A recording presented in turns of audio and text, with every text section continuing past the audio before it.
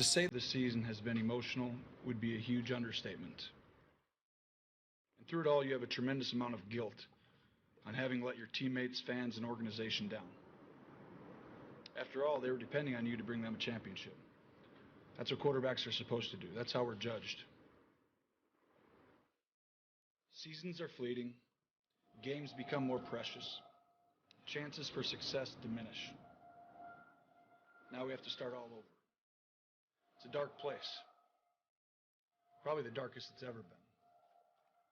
You're sad and down and out, and you ask yourself, why did this have to happen? It's in this moment that you find out who you really are and what you're really about. You see, football is a meritocracy.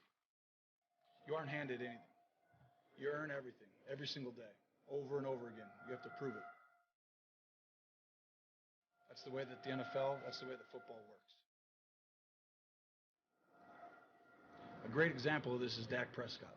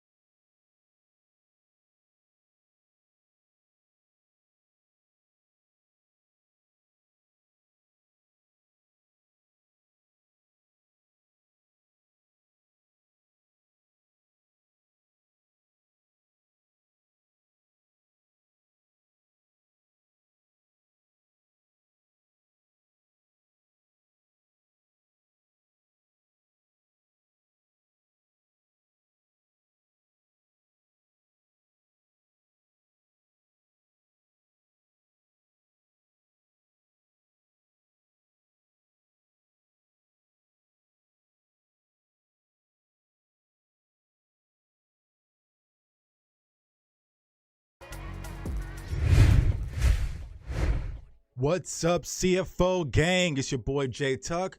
Real Cowboys fans, stand up. You're now tuned into CFO Sports. So if you're new, do us a huge favor, comment, like, subscribe somewhere down there, and be sure to turn that notification bell to turn on to make sure you're updated with all Dallas Cowboys news and content. Yo, salute to everyone in the chat. I see my guy Steve in the building. I see DCB for life in the building. My guy Big Flock in the building. What's up, bro? I see Ryan in the building. Says, yo, this intro is dead ass. Just gave me chills, man. That's what it's all about, man. It's about getting us fired up for this 2022 season, man. What's up to my guy Arsenio as well? So we got a lot to talk about today, man. And the Dallas Cowboys just had a joint practice with the Denver Broncos. Now, I'm going to let y'all pick. Do y'all want the truth or do y'all want the sugar when it comes to talking about this joint practice that just occurred today? Go ahead and let me know down there in the chat, man. Y'all want the truth or do y'all want the sugar, man? Because some Cowboys fans, they like that Kool-Aid, they like that sugar. But some Dallas Cowboys fans, they want the truth. So let me know. Go ahead and comment in the chat. What do y'all want me to talk about? Do y'all want the truth or do y'all want that Kool-Aid? Because I'm going to be honest with y'all, man. I didn't like what I saw. Everyone's saying the truth. That's right. Because if you tune into my channel, y'all know Jay Tuck's always going to speak the truth, man. And I feel like that's what you guys need. And that's what I definitely appreciate on this channel with my community is that we speak the truth, man. We don't like to sugarcoat things. So I know it's not for everybody. But, yo, listen, y'all. I didn't like what I saw. I didn't like what I saw from this joint practice when it comes to Dallas Cowboys versus the Denver Broncos. Now, I will say this, for the most part, if you watch the live stream, right, defense was completely separate. They had their own camera. They didn't get too much when it comes to, filming the defense and getting everything situated with them. So we didn't have a lot to go off how the defense was performing besides just what was being reported. And to be honest with you guys, next year, I need to say skip Oxnard. I need to go to these scrimmages because I felt like that's where the meat and potatoes really is, right? But this offense, y'all, this offense, I didn't like what I saw. When it came to the offense, and specifically the offensive line. And we know that coming into this season, right, our offensive line was already limited, but we did draft Tyler Smith to kind of be the new anchor of that offensive line. He didn't even start today. You had Tyron Smith. He was taking a veteran day off. So you had Josh Ball out there, y'all. And Josh Ball, not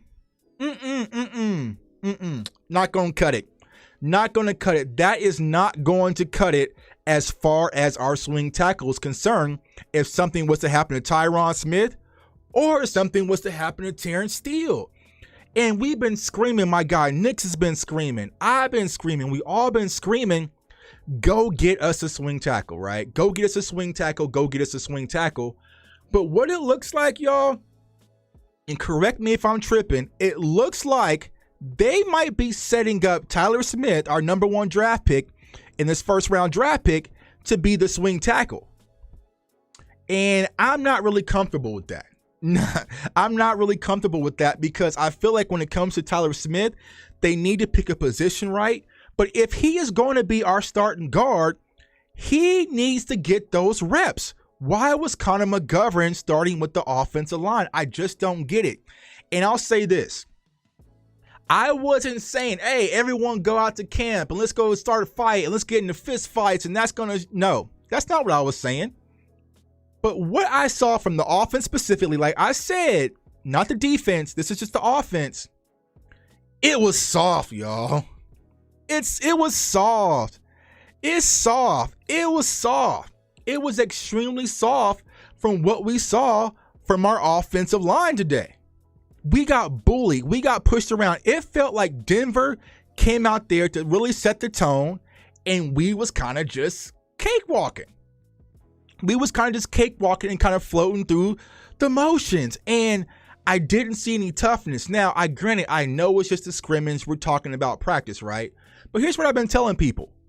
If I was to show a clip of CeeDee Lamb putting up a mega play in practice, then that's going to transition, right? If I show Simi, right, making great plays in practice, then, saying we're getting excited about that. So why today it's just practice, Tuck, that doesn't fly with me.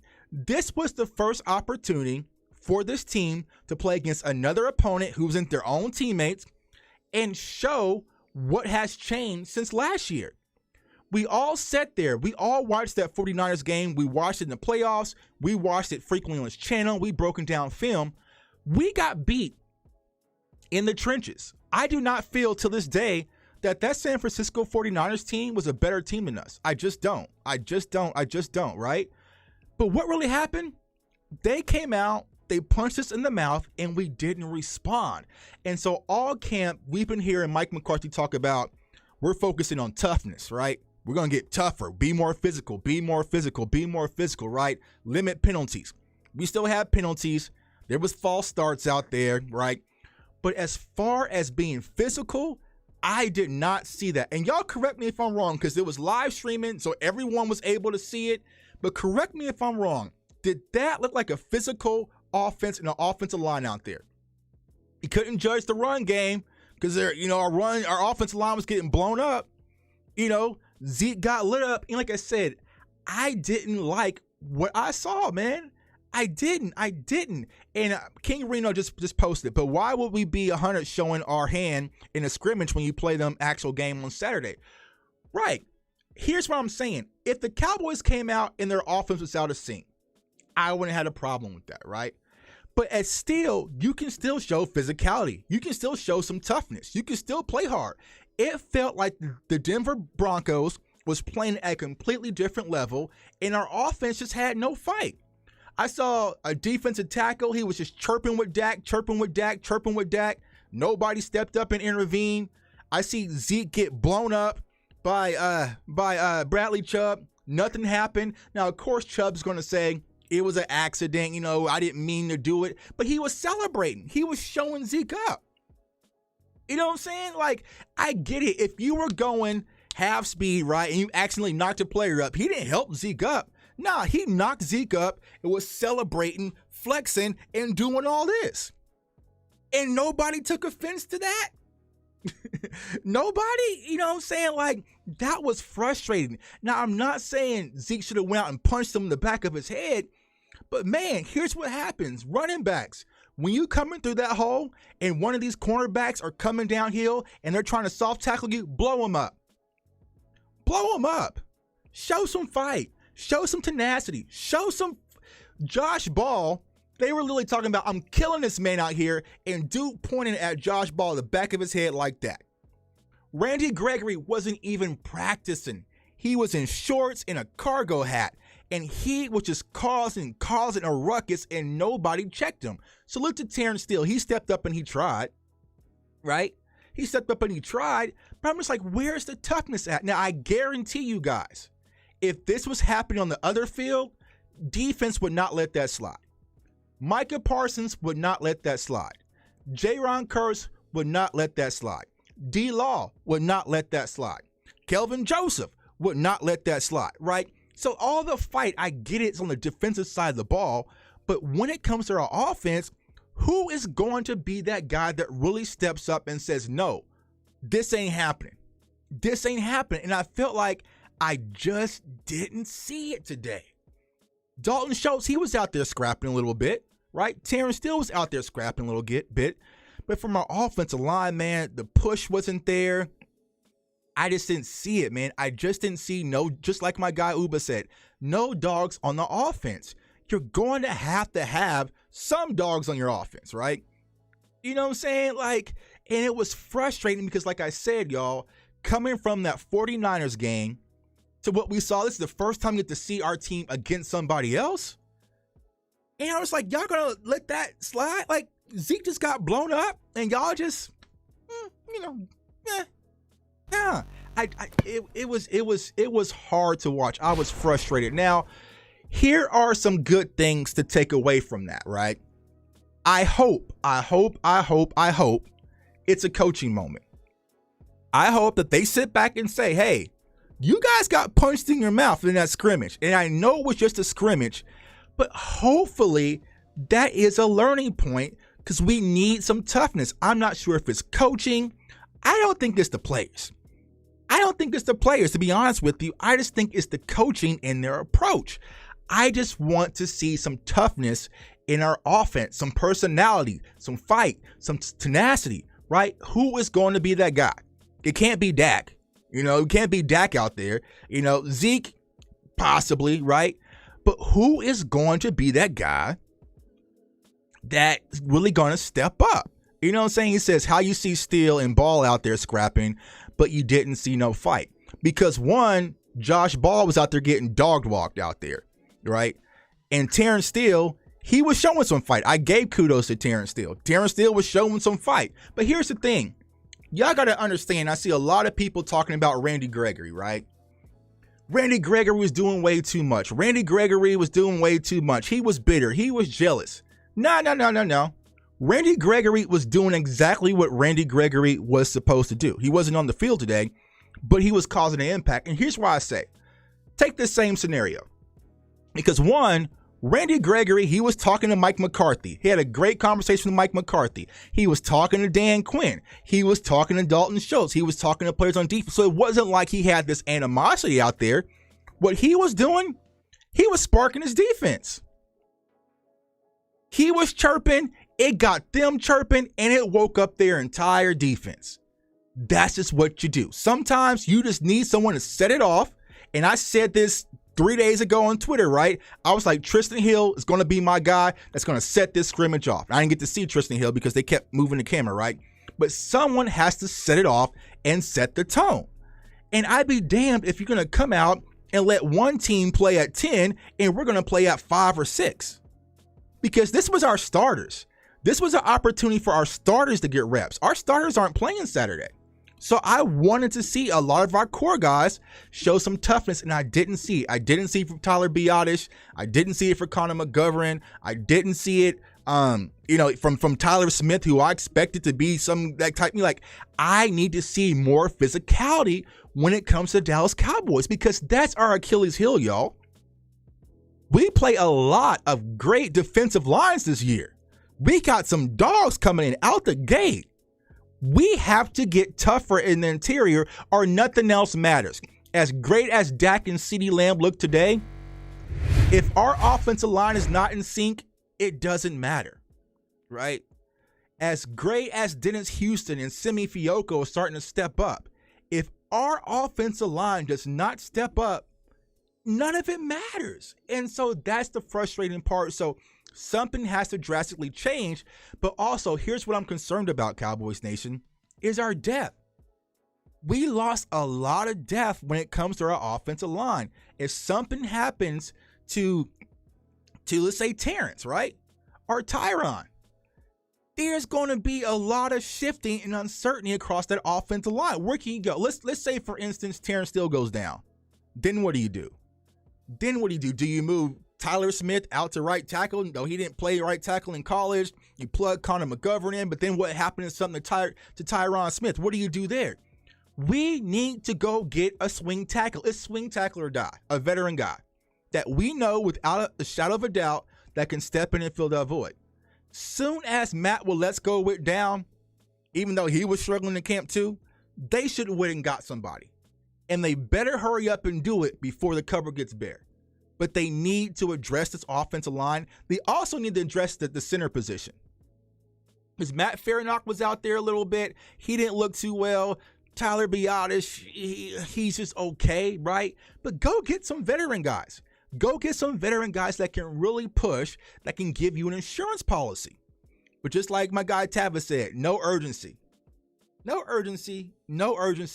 But y'all, listen, it's not me being negative because I feel like our offensive line, of course, Tyron Smith didn't play today, right?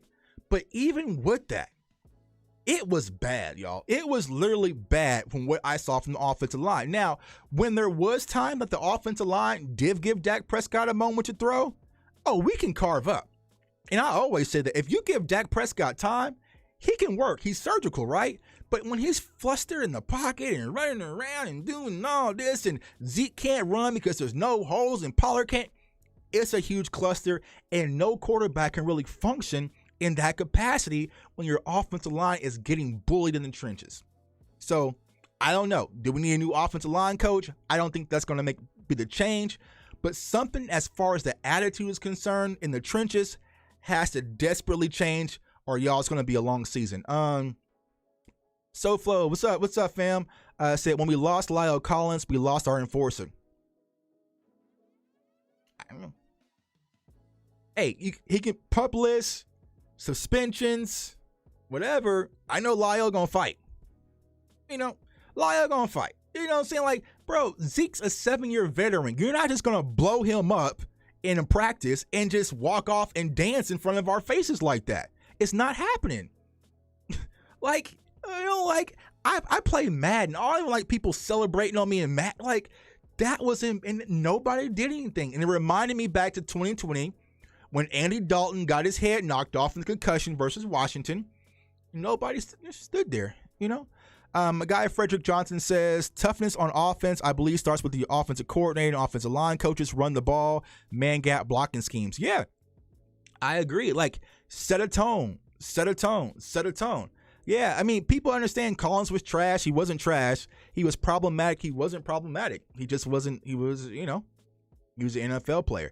I feel like players like Lyle Collins, right? You see him a dime a dozen. A lot of you guys play sports, right? We all know that person, whether it's on our team or other teams, who's tremendously talented and gifted and just blessed, they don't work as hard as the person who doesn't have that God-given ability. That's Lyle. He's just blessed. He's just a blessed, natural freak offensive lineman, right? Unlike Terrence Steele has to work. He has to learn. He has to grow. And so sometimes when you emerge that God-gifted ability with the work ethic, you get greatness, but sometimes you don't get that. Sometimes you don't get that, right? So you can see that across the league. There's tons of players. That's why I dubbed them the corporate Cowboys. Yeah, B-Bird, man, it was very, very corporate. It was very corporate, and I don't like it. And here's what I say, y'all. Nobody likes us. Nobody likes us. So why are we always trying to be we'll take the high road and you'll take the low road Cowboys? Why are we trying to be the nice guys all the time? Why do we got to be so branded and so clean? Because that's not who we are. That's not who we are. Dan Quinn isn't preaching that on the other side of the field. He's not. Sam Williams is a dog. Micah Parsons is a dog. You think something would have happened? Let's say, for instance, we were watching the defense, right? And an offensive lineman came and cheap shotted Micah Parsons and chop blocked him. You think the defense would have stood there and just been like, cool, whatever? No. So why is it on like that on the offense? I just don't understand. Tuck, what did you want happen after Zeke got hit, especially after he popped right up and walked off himself? Like I said, if I'm in that locker room or I'm the Cowboys team and I'm a running back, when I come through that hole and this cornerback thinks I'm about to ease up, nah, you getting trucked, bro. You getting trucked. You try to send a message, we're going to send a message, right? And plus, this was a team that beat the brakes off of us last year. And like, don't forget that. So they beat the brakes off our starters last year. Like, you'd think they would come out and show some toughness. But we had players talking about the altitude and it was kind of hot today. Well, yeah, because you guys been out in Oxnard, when it's like 65 and 70, breezy weather, yeah. The altitude in Denver, it gets you conditioned. It creates a different mindset. Playing and practicing the heat creates a different mindset. You guys all play football, most of you. That was always your mindset. Like, hey, we've been out here training 2-a-days in 100-degree weather. They not built like us. So I just need the Cowboys. Come on, y'all. Come on. The cute stuff, I just wasn't with it today. Now, here's the refreshing part. Y'all play them again on Saturday. So hopefully they learn from that and you'll see some toughness. But today, offensively, I didn't like what I saw from the trenches, man, specifically our offensive line. Dak looked good. CeeDee Lamb looks great. But CeeDee Lamb, and people, it's like CeeDee Lamb needs to have that fired.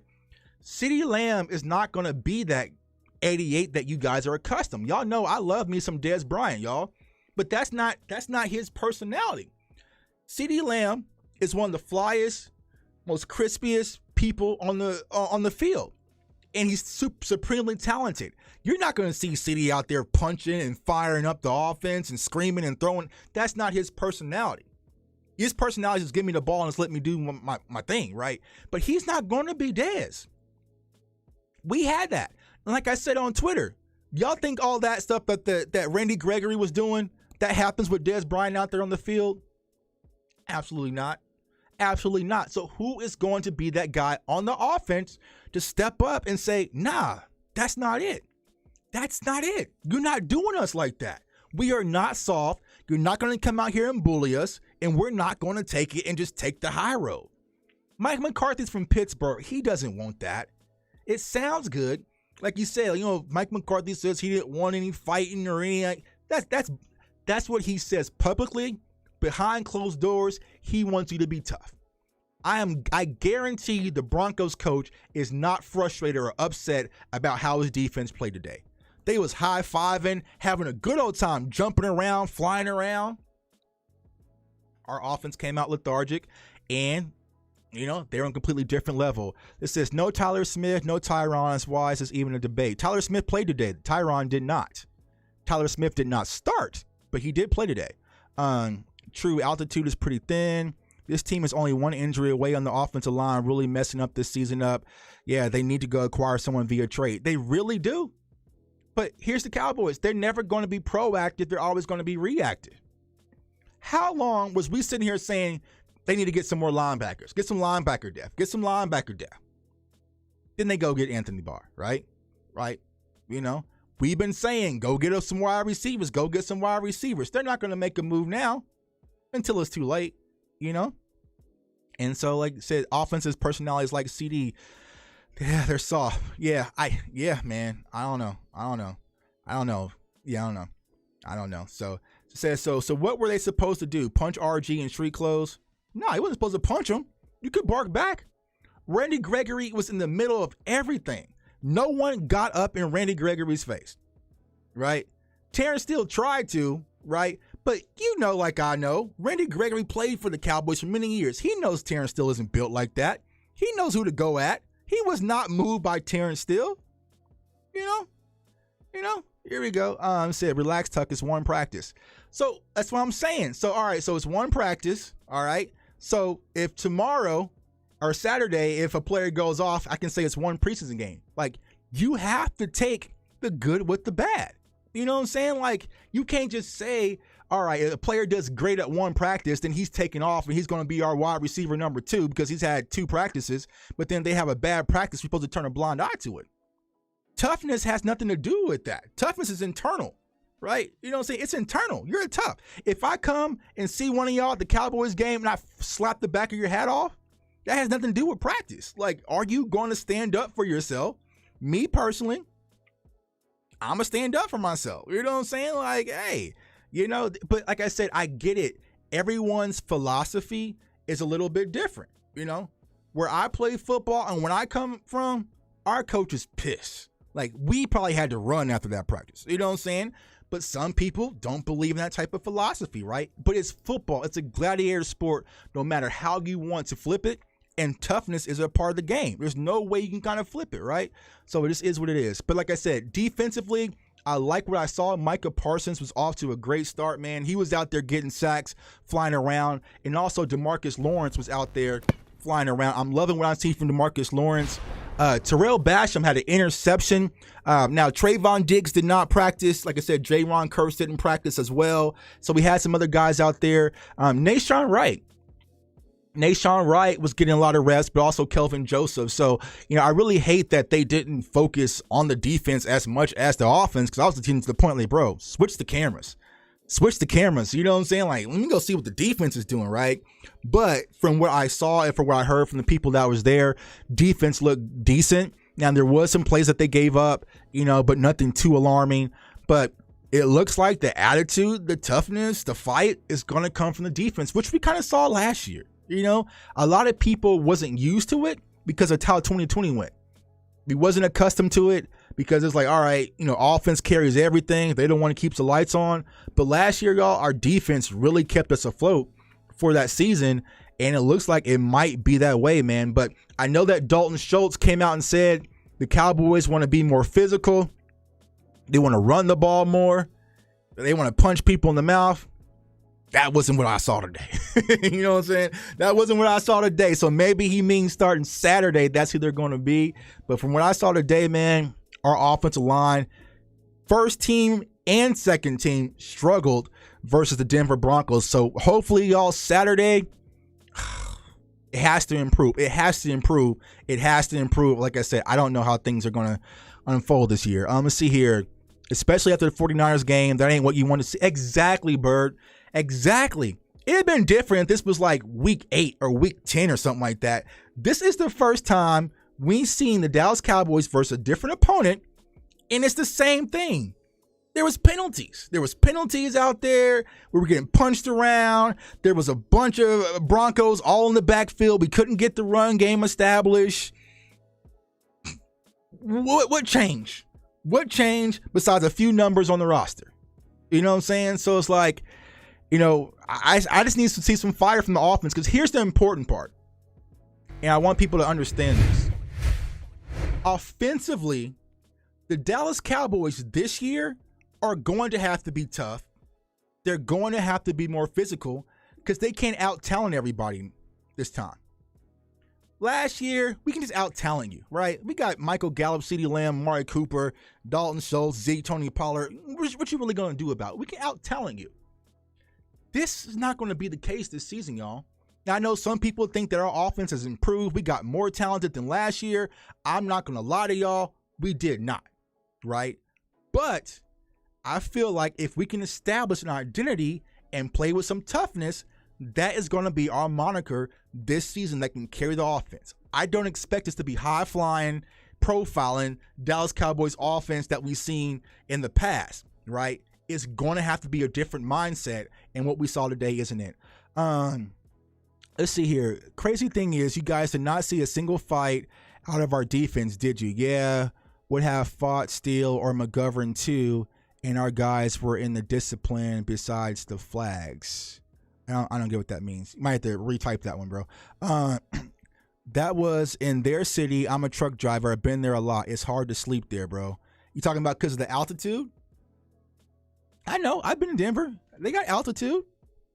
Okay. Right. That's part of them, right? They got on their stadium, right? You know, that's part of it. Part of playing in Denver. It's tough to play there, right? We play there Saturday. There's no excuse, right? Because think about this. What happened when that 49ers game? What did they come out and say? Mike McCarthy came out and said, you know, I thought, you know, they felt nervous before the game, right? They felt nervous. I kind of sensed some nervousness. We got to get that about whatever that is. It can't be there. You can't be scared. So where's the toughness? Where's the confidence? Where's the swagger? You're going to need it. I don't want to hear that the Cowboys were scared. I don't want to hear it was the playoff time and they were kind of nervous. I don't want to hear that, right? Establish the toughness. I never heard Mike McCarthy come out and say, you know, it seems like Aaron Rodgers and the Packers, you know, they were kind of scared. They were kind of nervous before. No. You know what I'm saying? No. What's up, Craig? I do see your comments on Facebook. What's up? See, altitude ain't got nothing to do with toughness. Right. If it looks off on Saturdays, it's definitely a problem. Not worried about a scrimmage. Yeah, we'll see. Broncos only wanted to fight our offensive line. They didn't want to fight our defense. All right. Maybe their offense isn't built like that, right? But I'm not worried about what the Broncos offense is doing. I'm worried about what the Dallas Cowboys offense is doing, right? You know what I'm saying? Like, yeah, I'm not worried about what the Broncos off. We don't play the Broncos, right? But like I said, y'all, look at our schedule. We got Tampa. We got Cincinnati. We got the Rams. We got the Washington. We got the Eagles. They have great defensive fronts. We are going to be challenged in the trenches. And if we cannot win the trenches, it's going to be tough to win those games. We have to get tougher in the trenches. And that was the whole reason we drafted Tyler Smith for. Wasn't that what they told us about drafting Tyler Smith? We wanted to get tougher. They even said the Eagles went and got Jordan Davis, right? We had to get someone that can go in there and compete and bang and with that monster. All right. Let him go bang. My only hope is that the offense, CD, Zeke, Schultz, TP, Martin, T. Smith, and Dak, yeah, they're going to have to be special. The toughness left when Dez Bryant and Jason Witten left. Yeah, man. But I know, y'all know I love Dez, man, but the toughness has to really come back. Someone's going to have to establish that identity. Someone's going to have to be the tough guy. Someone's going to have to stop being the cute pretty boy and be the tough guy on the offense. You know what I'm saying? Like, we were told not to fight by McCarthy. Don't buy that, because the first two fights, we started it. That was Dalton Schultz, right? They were fighting. Too. Cowboys weren't angels. They were fighting too. But there's also situations where they really should have fought. Yeah, it needs to be a veteran. Let's see here. I see Alcorn play okay. Yeah, he played okay. Let's see here. Honestly, I'm not worried. Yeah, nobody's ever worried until you're time to worry, right? Until we're sitting there thinking, man, Dak was running for his life and our offensive line got whooped. Then we worry, right? Then we worry, you know? Don't be a proactive fan or reactive fan. Be proactive. If you see something that's wrong, speak about it. Let's try to fix it before we get to that point. Let's not get to Philadelphia and then see our offensive line struggle and then be like, oh, we need to go get somebody. You know, why just go get somebody now? You know, and that's my frustration when it comes to the Cowboys, man. Yeah, Frederick, man, I would love to see Mark Colombo back. I would love to see, I just need some more toughness on our offense, especially in the trenches. Eric Flowers could be good for us, yeah, but I don't think they're going to go sign him. Why? I do not know. Toughness left with Mark Colombo. Let's see here. I ain't worried. Yeah, we'll see. We'll see. We shall see, y'all. But like I said, for the most people, and it's not just me, look across Twitter, look across all the social media platforms, our offensive line did not look good today. They got bullied. Even Micah Parsons joked about it. Because Sean Merriman, he's like, damn, you lose the fight and lose the scrimmage? Can't be me. And then Micah Parsons was like, hell nah. You know what I'm saying? Like, bro, you're not, nah. But where's the pride, right? And that always comes back. I don't care if it's practice. I don't care if it's whatever. Where's the pride? You know? And that's what I like about Micah Parsons. And that's the thing I love the most about Micah Parsons. I don't care if it's checkers, if it's chess, if it's punting, if he's racing a 40 against a YouTuber. He's out there going to compete. I love that. We need to take Micah Parsons' DNA, put it in a pill, put it in a bottle, and give it up to the rest of the team. Competition, compete. Where is the will to fight? Don't turn it on some games, turn it off some games, right? Consistent will to compete and fight is what I need to see from the Dallas Cowboys, man. So like I said, today's practice is kind of, like what did Holly Berry say in Monster Ball, man? Hey, Saturday, I need Cowboys to do something make me feel good because, like, offensively, I didn't like it, y'all. I just didn't like it, and I was like, man, that ain't going to cut it, bro. That's not going to cut it. So I'm going to go ahead and turn on the phone lines. Let y'all call in, man. Let's see here. Let me get y'all takes. I see y'all blowing up the chat here. Let me see here. Let me get this. Boom, boom, boom. And let's see here. All right. Hold on. Let me get the phone line set up for y'all, man. But let me know how y'all felt, man. Like I said, go ahead and give me a call. We can talk about it if you want, man. But like I said, I don't know, man. It just wasn't what I was expecting, And I would have took it. If it was the backups too. But like I said, man, like, nah, you're not going to be sitting here cheap shotting Zeke, like my guy Roberto said. What's going on, bro? Appreciate the $2 super chat. You're not going to cheap shot my Zeke. You're not going to be sitting here going back and forth with my quarterback. You're not about to be doing all that, man. You're not about to be doing all that. Not on my watch, man. And like I said, I wanted somebody to step up. Like I said, Terrence tried. Bless his heart, Terrence. But, I felt like I want to see more people step up. Herb McGovern sucked today. Don't be surprised if he gets cut with a bad preseason. You can find better guys for a veteran minimum. I do not believe that Connor McGovern will get cut because they like him too much. They like Connor McGovern too much. I don't think they're going to cut him, man. And to be honest with you, we have to watch what's going on at that left guard position. Because I would hope that Tyler Smith is the starter, right? You know what I'm saying? But we'll have to see. All right, so let's see here. All right, we got a caller. Hey, caller, state your name. Where you from? Hey, it's Big Bird, man. Hey, what's going on, bro? I'm from the Houston area, bro. What's going on? I'm doing good. Hey, this is going to be real quick, man. The O-line, who's the leader on the O-line?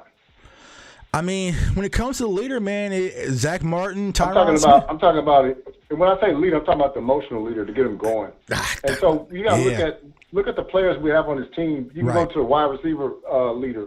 You can go to the tight end leader. Mm-hmm. You can go to the backfield leader. We have no alphas on this team, man. Right. But this is the way the Joneses want, right? They want these guys that just get in line and don't say nothing and do what they told. Right. When you do that, then these are the kind of guys you're going to have. They all reflect Kellen. Right. And so what I'm saying is the leaders of this organization, it's not like Ray Lewis or anything like that or Bill Belichick. The leaders are Stephen Jones and Jerry Jones. And that's the way they want it, man. Right. And so they made this offense docile. That's what it is. And so, to be honest with you, Dak is not that fiery leader that's going to get everybody going either.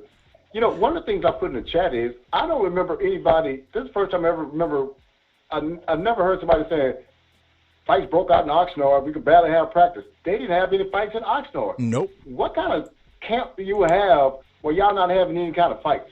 And so when you go out there and somebody punch them in the mouth, they don't know how to respond because they don't have one person on an offense that's going to get after somebody that don't mind getting kicked out. Right. You know what I'm saying? I mean, so all these guys, and that's even with Cooper. I'm mad Cooper is gone, and but Cooper wasn't even that guy either.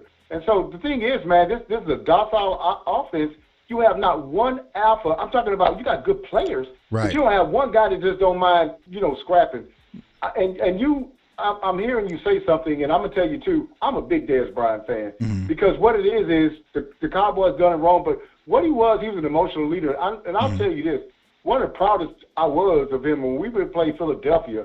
In Philadelphia, I can't remember what year that was, and before the game, him and that safety got into it. Yeah, Malcolm Jenkins. I think he played Malcolm Jenkins. Right. And man, you should have saw it. They was getting into it. They pulled him away, and then after that, Dez didn't have enough. He went back and got in his face. Dez wanted to fight that dude. That dude backed out. You could see it was an alpha there, and there was another dude there that just didn't want none. Right. They had three dudes pulling Dez off, and Dez had like 3 touchdowns that game, clowned them. But that's what the 90s team had, man. Right. His offense had none of that. And that's what I was definitely going to say, bro. People don't understand because maybe some people, my viewers, are kind of young. Our teams that won those Super Bowls, we was nasty, yo. We was a nasty team with swagger, arrogance, tough. Nobody liked us, and you couldn't do nothing about it. It was different. That team now was that 90 team was the only team I felt like, and I'm an older Cowboy fan, that we was actually the hunters. We've always been the hunted. And so we the hunters today. We even win anything, but people get up to play the Cowboys because that's the Cowboys. Let's make a name off these dudes. Right. But let me tell you something, man. In the 90s, that didn't happen. We hunted everybody. We hunted them down and ate them. Right. But see, we have no alphas. Alphas do that, man. And you could talk, and some guys could be talking about in the chat may say, because I'm not reading it, oh, man, we got this guy. Yeah, they might be good players, but they're not alphas. You know what I'm saying? It's got a guy that's wearing 88. They had to force that thing on him. Right. The other 88 thing had to force it on him. Yeah. And so what I'm trying to tell you is that, man, they need some identity, and the offensive coordinator ain't helping them at all, man. Yeah. Because he wants to do everything on the chalkboard and do it like it's a science experiment, but that ain't how the game is played. This game will always be played with emotion, man.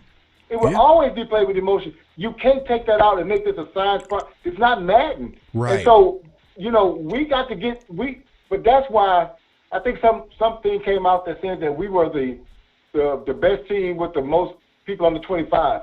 Let me tell you, youth is really overvalued. You can have youth, but you got to have some veteran guys in there. The reason why we lost that game last year because we had no veteran leadership. When they said nervous, that's an indictment of this team's leaders. That's an indictment of those guys, man. Because, and I'm gonna be real with you, it's an indictment of Dak because you are the barometer of that team. And so what we have to do, man, we got to get some guys in place on this team. That's why teams go get strategic people and put them in their spots, and they're leaders. They're saying, wow, what this team lack? Because all the team is doing is following.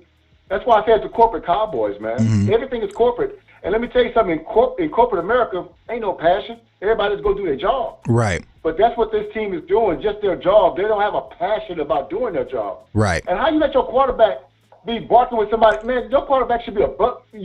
You should go take his place and say, "No, look out, you go over there." Right, exactly, bro. You are not about to be talking to my quarterback like that, bro. Like, you just not.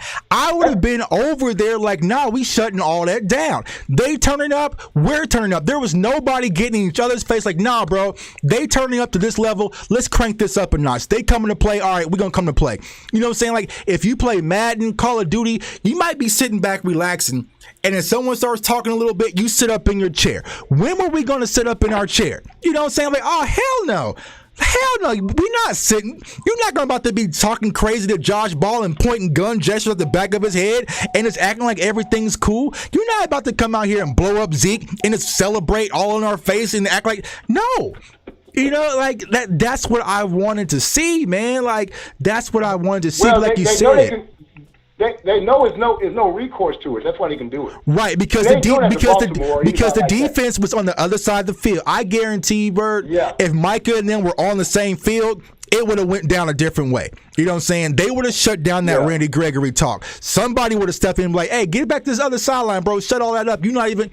You know what I'm saying? They would have shut that down, but the defense on the other field, and it was just our offense just sitting and watching.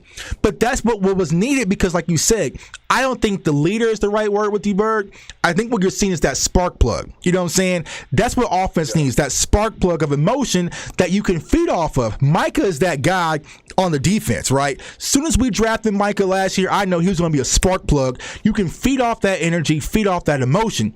Offensively, Tyron Smith don't say much. Zach Martin ain't going to say much. CD's not going to say much. You get Dak, but you really don't want Dak being all charged up. Zeke can say stuff a little bit, but hell, he's getting 8 carries a game. You know, so who is going to be that guy if the offense is reeling that's going to step up and be like, I got it, man. So appreciate you for calling in, my guy. But yeah, I agree. I agree. Like I said, I don't think leadership is the word. I think who's going to be that emotional spark plug when it comes to the Dallas Cowboys and getting things done. Who's going to be the rally guy? Because it can't be Dak. You know what I'm saying? It can't be Dak the entire time trying to fire up everybody and get everybody on track. You know what I'm saying? You hated the Micah pick. False. I got videos, bro. I was the one telling everybody if we were going to go defense, draft Micah. Here's the thing, y'all.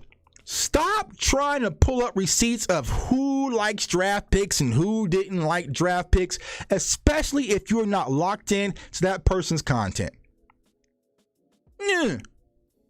Go look. I got the video. Y'all post a link where I said if you're going to draft a pick, it should be Micah if you're going defensively. Come on, bro. That's corny. Tristan Hill's a bum. Get that boy out here. I'll say this, though. Tristan Hill will spark it. You know what I'm saying? Tristan Hill does fight. You know what I'm saying? Tristan Hill would put up some fight. You know what I'm saying? Let's see, Pete. Randy looking like Kung Fu Joe. Randy was out there just chilling, man. He was just out there chilling. Let's see. Defense has dogs. Offense is soft. Yeah. And it could be because of the coach, right? Who was their leader? Dan Quinn. Dan Quinn, you know what I'm saying? Like, Dan Quinn has swag. Dan Quinn has fire. You know what I'm saying? Dan Quinn has some attitude, some toughness, right? We need that on offense. It can't just be defense where all the tough guys are and an offense is cute. Like, no, you need at least let it be our offensive line. Okay, so wrong. You wanted Pitts or J.C. Horn. No, I was false. I said Slater. Do you want someone to punch another player in the face? Fighting is a waste of time and practice. Why is it? Explain it to me. Explain it to me. It got to be Dak. Think about it. If it was the Bucs, I guarantee you Brady would have been talking. Yeah, I get it. But Dak can't be the spark plug all the time because who's going to push back on Dak? Right? Because think about it. What Tom Brady had, he had his coach, right? Bill Belichick will push back on Brady. If it's your quarterback who's the emotional spark plug, who is going to push back? Right? CeeDee Lamb, do y'all think if CeeDee Lamb comes out week 1, he gets 3 targets, he comes out week 2, gets 4 targets, y'all think CeeDee Lamb's going to be mostly charged to go at Dak Prescott? He's not. He's not that type of personality. Who is going to push Dak? That's why I said it can't be Dak, right? And got suspended, then might not being available in regards to Hill. No. I didn't complain about Hill not being available. I dropped a video saying good job for Tristan Hill. I love Tristan Hill. I'm trying to understand what Tuck is wanting. Just sounds like someone who's ready to fight and get thrown out of a game. No. How many Broncos players got thrown out the game? Did any Broncos players get thrown out the game today or practice today? No. Fighting is a lack of discipline. All right. So here we are, Cowboys Nation. We have split the fan base where we have Miyagi-Do Cowboys fans, right? And then you have Cobra Kai. I'm Cobra Kai. I'm Cobra Kai. So I get it if you guys want Kumbaya and Namaste Cowboys out there. I get that, right?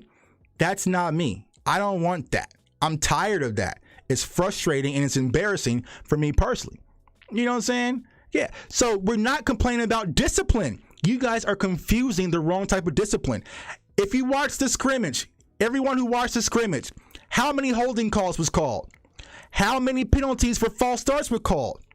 That's the discipline we're talking about. We never say, hey, I want the Cowboys not to fight because they're always getting in fights. No one's never said that. I haven't. Has anyone ever said that? Man, the Cowboys are being way too tough out there. They need to turn it down a notch. No one said that. We're talking about we're tired of the holding penalties because you're getting blasted in the offensive line, erasing big plays. We're tired of the false starts. We're tired of the offsides. That's the discipline. We aren't talking about toughness. Nah. I've never came on this channel and said, you know what? The Cowboys are being too damn tough, y'all. I just don't like it. They need to turn it down a notch. I never said that. Yeah, I mean, that's really where we are, Special K. It's like, I'm Cobra Kai. They Miyagi, though. They just want to kind of just, let my running back get blown up in the backfield and danced all on. And, he got back up, though. That's what they want. So when it happens, when we play the Eagles, I don't want to hear nothing. Just take the high road. Just take the high road, right? Yeah, If we're playing the Giants and someone rolls up on Dak's ankle and they're trying to get him hurt in the game, don't touch him. Just let it go. Let it go. Let it go. That's just not how I function. I come from a situation where if we go down, it all goes down, right? So it's like, all right, so it's cool. I get it. Cobra Kai lost. No, Cobra Kai did not lose, actually. Fighting is fine. Maybe McCarthy should have turned it up a notch and allowed it. He didn't try to prevent it. He said it publicly, right? But trust me, he wants to see some toughness. He wanted to see some toughness out there. He wanted to see some toughness. The coach told players not to fight or they'd get kicked out, so they did what they were told. They showed restraint, and the Broncos look like a bunch of dumb leading by that clown Randy. Here's what Cowboys fans got to do for me. Let the Randy Gregory hate go. I understand he left you, but it's okay. He's gone. He's gone. I get it. It hurts. He left. Because I remember vividly what happened that day. Let's do a little story time. I was on a flight. I think I was going to the Dominican Republic.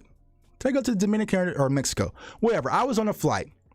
Everyone was texting me, yo, Tuck, Randy Gregory's gone. Randy Gregory's gone. Randy Gregory's gone. He's gone to Denver. I said, damn it. We lost Randy Gregory, right? I had a layover. I get off that flight. My phone's blowing up. Yo, Randy Gregory, he's back. He's signed. Bing bong, boom bong. Randy Gregory's back. We back. Cowboys fans going crazy all my timeline. I get on the flight. I get to Dominican. Randy Gregory signed with the Broncos. What happened, right? We all know what happened.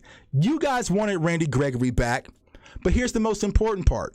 The Cowboys wanted Randy Gregory back. They wanted Randy Gregory back. He decided to leave.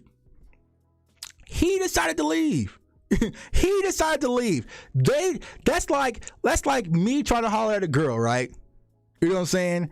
And I try to take her on a date, and then she decides she doesn't want me, but then I'm just blaming her. Like, no, I wanted her. You know what I'm saying? Like, that's what it is, man. Like, I get it. You can be glad Randy Gregory was gone, but don't sit here and act like he's chopped liver, because how many times this camp have y'all heard Dorrance Armstrong's name called out? Yeah, exactly. I get he's gone. I get it. You stood by. If Randy Gregory was this trash player, this horrific player, you wouldn't have stood by Randy Gregory for all these years through all this mishaps. You wouldn't have. So I'm not going to sit here and lie just because he left me that he's a bad player. He's trash now just because he's gone. No, you wanted him. Stephen Jones moved money. He moved DeMarcus Lawrence's money around to sign him, Randy Gregory, back. He fumbled the deal. It happens. So, running back with stipulations, and he walked, So like they wanted him back. So it's like, yeah. And so Randy Gregory did exactly what he was supposed to do today. I don't know why y'all don't understand that. I don't understand that. I don't understand why y'all stand that. Y'all are just looking at sack numbers. I get that, Darren. Darren had almost the same amount of sack production, right? So we're going to look at a sack number, right?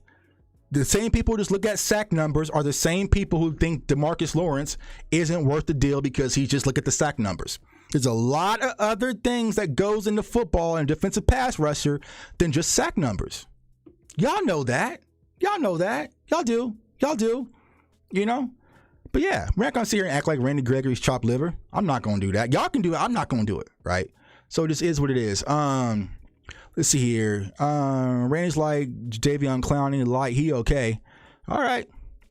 We'll see. We shall see. Let's see here. There you go. Now I'm talking, man. We're wasting Quinn's time. By time we can change coaches, he will be gone. So yeah, I mean, it's a good comment, Milton, man. I don't know what's going to happen at the coaching situation. We have to see how it all unfolds.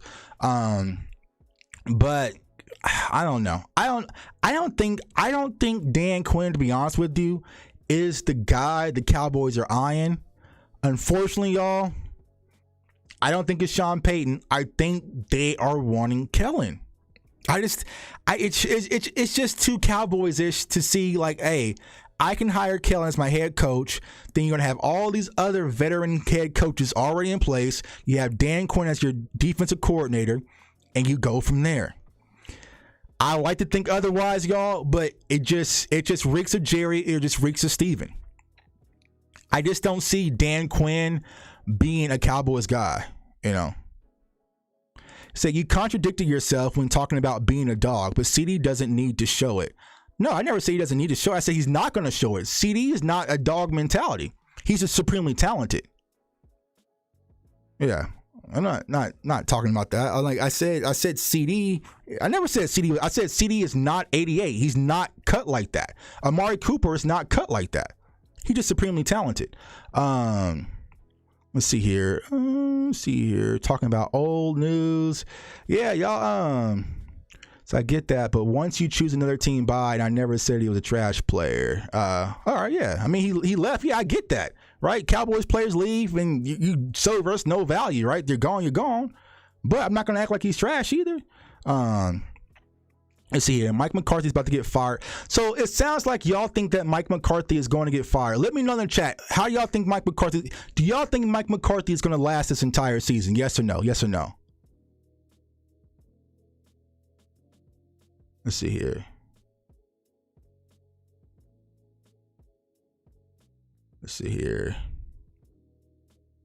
We got some yeses. Mike McCarthy making it through the season. Let's see here. It says, why would Kellen be the head coach? Who would be the offensive coordinator? The past two head coaches weren't allowed to call plays. I think they'll make that adjustment to have their guy. Yes. No way. Yes, he is 100%. No. If Mike doesn't make the playoffs, so let me ask y'all that. All right, so we got some yeses, got some no's. Sounds like we split right now. What does it take for Mike McCarthy to keep his job and be our coach next season? Does he need a playoff appearance? Does he need just one playoff win? Or does it have to be an NFC championship or he's gone? Let's see here. My guy Craig said, bring in the Chiefs offensive coordinator. Eric Bieniemy, nah, they not built for Eric Bieniemy, bro. I'll tell you that, because he's fiery. Like they trying to get him out already, pretty much here in Kansas City. Mike McCarthy is going to fool around and have a good season. Bank it. I think he will too, y'all. I think that Mike McCarthy is going to show his value, because I'm gonna be honest with y'all. If this was Jason Garrett right now coaching this team, I'm already doing draft content. I think that Mike McCarthy is going to have a decent season as long as Dak is healthy, right? That's it. You know what I'm saying? Like, Dak is it. You know what I'm saying? But I feel like if Dak is healthy, Mike McCarthy is going to keep this team afloat. But it's just like, what is the expectation? You know what I'm saying? What is the expectation for Mike McCarthy? And I would hate that I see NFC championship at least, 2 playoff wins. So pretty much he's going to do what no Dallas Cowboys coach has done in almost 26 years to keep his job. You know what I'm saying? Like, yeah. I don't know, y'all. I don't know. That sounds like kind of a dummy mission. You have to do Mission Impossible to keep your job or else, you know? And I don't know. I don't know. I don't think that Sean Payton is going to be the play. I don't, man. I don't. Has to make the playoffs past the first round. Yo, my guy Sid, man. What's going on, Sid? My guy. What's going on, bro? Let's see here. Obviously, the fight during practice. Yeah, you would like to see it. If we lose in the second round, 34-31, I doubt Jerry fires McCarthy. So you're saying second round, Pete. So wild card, we win. Divisional, we lose because Brett Maher shanks a field goal. Mike McCarthy keeps his job. I don't know, man. I don't know. It's gonna be up in the air, man. Like, and honestly, like, I think Mike McCarthy is a good coach. I just think that it's a tough fit for him in Dallas. I just think that it's hard for him to keep coaching in Dallas with micromanagers. We all got jobs. We all work, you know? I don't like doing my job with my manager. What you doing? When's the report? When's it is? Did you did it? Like, nobody wants to hear that. Just let me work. You know what I'm saying? Like, I feel like if the Cowboys front office would just let him work, he can turn something out of this team. You know what I'm saying? But I just think the Cowboys just won't let Mike McCarthy work. Like, and that's the frustrating part. My guy says, "What's up, fam? Doing big things, getting ready for Dallas in November." Yeah, man, it's almost that time for the season. Needs to get to the championship game. When Mike McCarthy started talking out against the Joneses, he dug his own grave. Yeah, kinda. Yeah. Let's see here. That's new. Blaine Jones. That's a new one. Blame the Jones. My guy Steve loves the Joneses, man. He loves the Joneses, man. Let's see here. Randy just showed have sat his injured butt on the bench, not screaming at Dak at the O line with his shoulder brace and bucket hat. Nah. Let's see here. We got a caller. Let's see here. Hey, caller, state your name. Where you from? Yo, caller. Yo, what's up? It's Sid. Yeah, it's your boy Sid. What's going on, bro? What's going on, man? What's going on? Listen, this is how I feel about the whole Mike McCarthy situation, and we've talked about this on previous shows. Listen, his first year is rebuilding the team. Second year, correcting your mistakes. Mm-hmm. And I think Mike McCarthy will be with us at least for another couple of years before Jerry Jones says, "I've had enough, let's move on." We got to stop feeling that we have to rebuild all the time, and that's what the Dallas Cowboys keep doing. So when it comes to Mike McCarthy, I see him with us for at least this season and next season. Yeah, I can see that. Now, I've always said, and we talked about this way back when we started all this, man. If you guys don't know, man, my guy Sid, man, that's my right-hand man. He's the one who found me when I was a little young buck, man. So salute to my guy Sid. But I always felt that Mike McCarthy was the bridge guy, right? The bridge guy for somebody else. And I feel like if there is, Sid, the opportunity to get Sean Payton, that might be something that Jerry will not be able to help himself do. But I don't think Sean Payton's interested in coming to Dallas like people think. I just don't. He's not the answer. Well, he's not the answer. Sean Payton. Yeah. I don't think he's the answer. I don't. You know what? He's old school too, just like Mike McCarthy. I think like we gotta. You understand what I'm trying to say, though, right? Right. Yeah. You know, I feel exactly what you're saying, bro. Like, I feel like when it comes to Sean Payton, he's not going to want no micromanagers. He's going to want to run the whole show. No. He wants to run the whole show. And if Jerry and Steven aren't going to be able to do that, you know, it's going to cause some issues, man. But we will have to see, man. Hey, my guy said, man, appreciate you for coming on. We got some more callers, man. But tell everybody where they can find you, my guy. Just one last comment. Go ahead. You're right about Peyton, and I think that he has the mentality that Jimmy Johnson used to have. He wants to come in and, like you just said, control everything. Right. Man, so thanks for having me on, like always, man. Listen, big things are going on. I'm rebuilding my life here in Canada. Yeah. Big things are going to be coming up on the show shortly.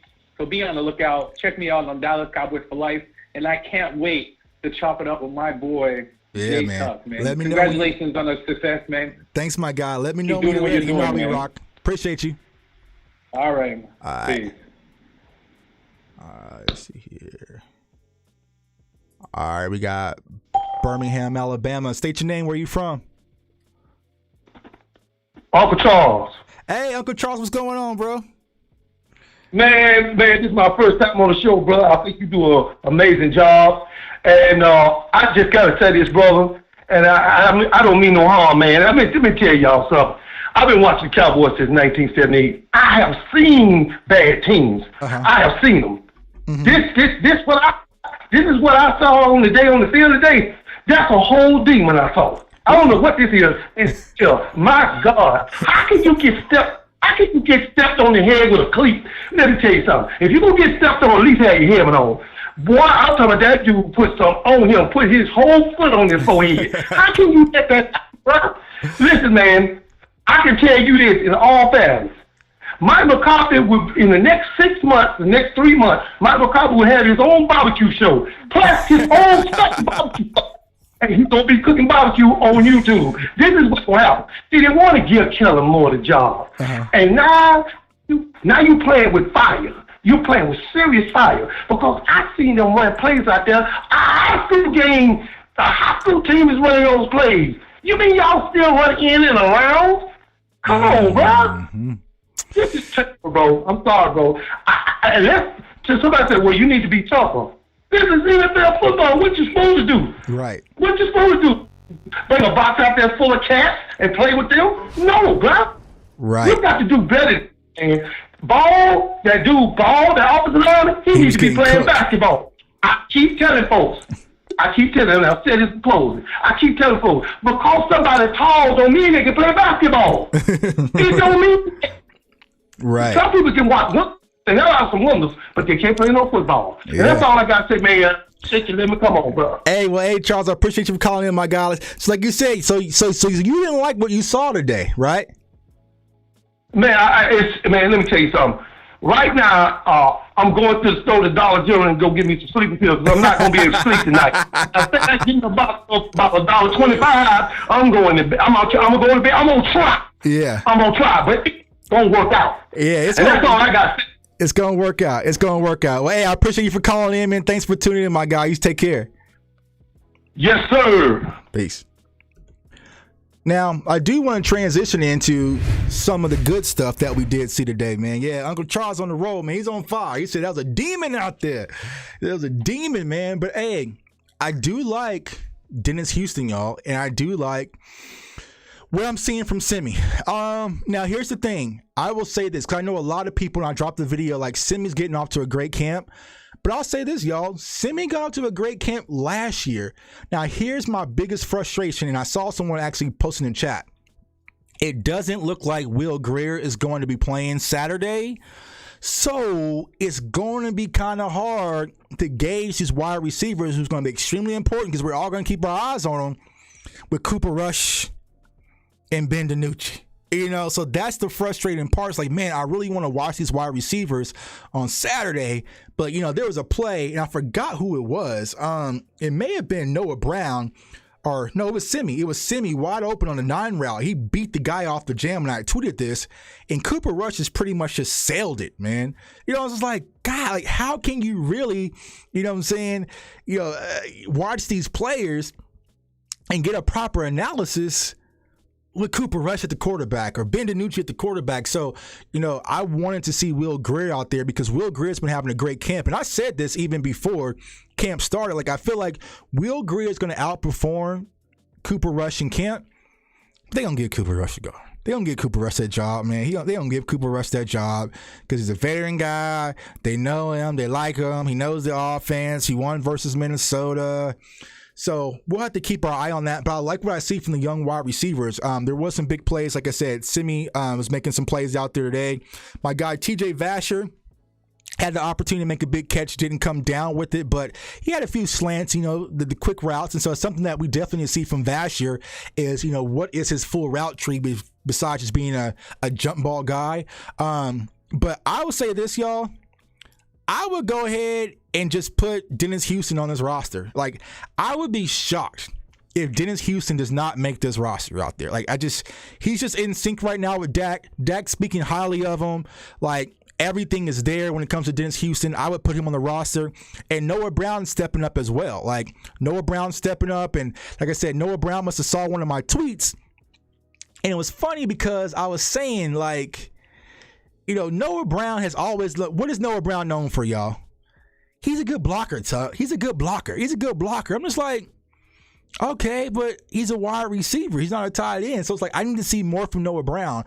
But Noah Brown, I think early in the season is going to kind of be the veteran, quote unquote, wide receiver that we're going to have out there, man. So it's going to be interesting. My guy Big Sar says Vasher isn't going to be on the 53. I don't know if he makes it either, man. I don't know. Like, it's going to be, so you're going to have James Washington, Gallup, both on PUP, right? So you have CD, Tolbert, Noah, Houston, Simi. You know what I'm saying? So that's 5 right there. And then you got to factor in Turpin, because I think Turpin's going to get that special teams job, right? So it's just like, all right, I feel like TJ Vasher is going to have to really show some separation on special teams to maybe get into that roster. Yeah, my guy Longstar just brought up a great question. You're damn right. September's coming. Are you worried about the field goal kicker? Yeah. I'm worried about the field goal kicker, bro. And like, here's the fun thing, or crazy part. Everything was going on, with the kickers and that whole situation. Just drop. We still live. All right. Yeah, everything was going on with the offensive line situation and whatnot today. And I was like, did the kicker even kick today? Because Mike McCarthy's talking about he wanted to see the kickers. I'm like, they didn't even kick today during the joint practice. You know what I'm saying? So it's going to come down between Learsome and Brett Maher. I don't know, man. Pick your poison. I don't know. Like, Brett Maher was the original Greg the Leg. Had a big leg, but kind of inaccurate, so you just never know. He said he's a lot better than his last stint here at Dallas, but that can change a lot of things, man. If our kicker situation is shaky, it changes a lot, man. Let me go to their talk. So I had a super chat. I want to make sure I got it. Salute to you, Mike Brown, for the $5 holler. Appreciate you, bro. Says, salute, Tuck.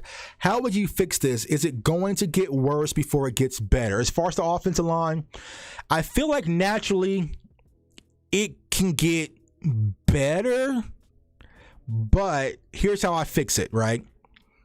You got to keep Tyron Smith healthy. I am giving Tyler Smith every rep, every opportunity at that left guard position because he needs to learn it. He needs to learn it. He can't be splitting time. Like, he needs to be out there with the starting offensive line because the offensive line has to be in sync. I felt like last year that was one of the issues. We were playing musical chairs too much with our offensive line. So if Tyler Smith is going to be that guy, he needs starting reps consistently because people forget he didn't play guard at all at Tulsa. He was a tackle.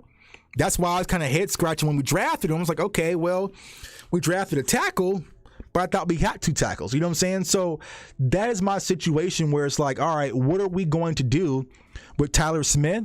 I feel like he just naturally gives us an uptick because he's the strong guy. You know what I'm saying? He's the stronger guy. He's the more physical guy, but he's green because he's still a rookie. You know what I'm saying? So it's like, all right, I just need Tyler Smith to take that left guard position because we saw what happened with Connor McGovern. I don't think Connor McGovern is bad, y'all.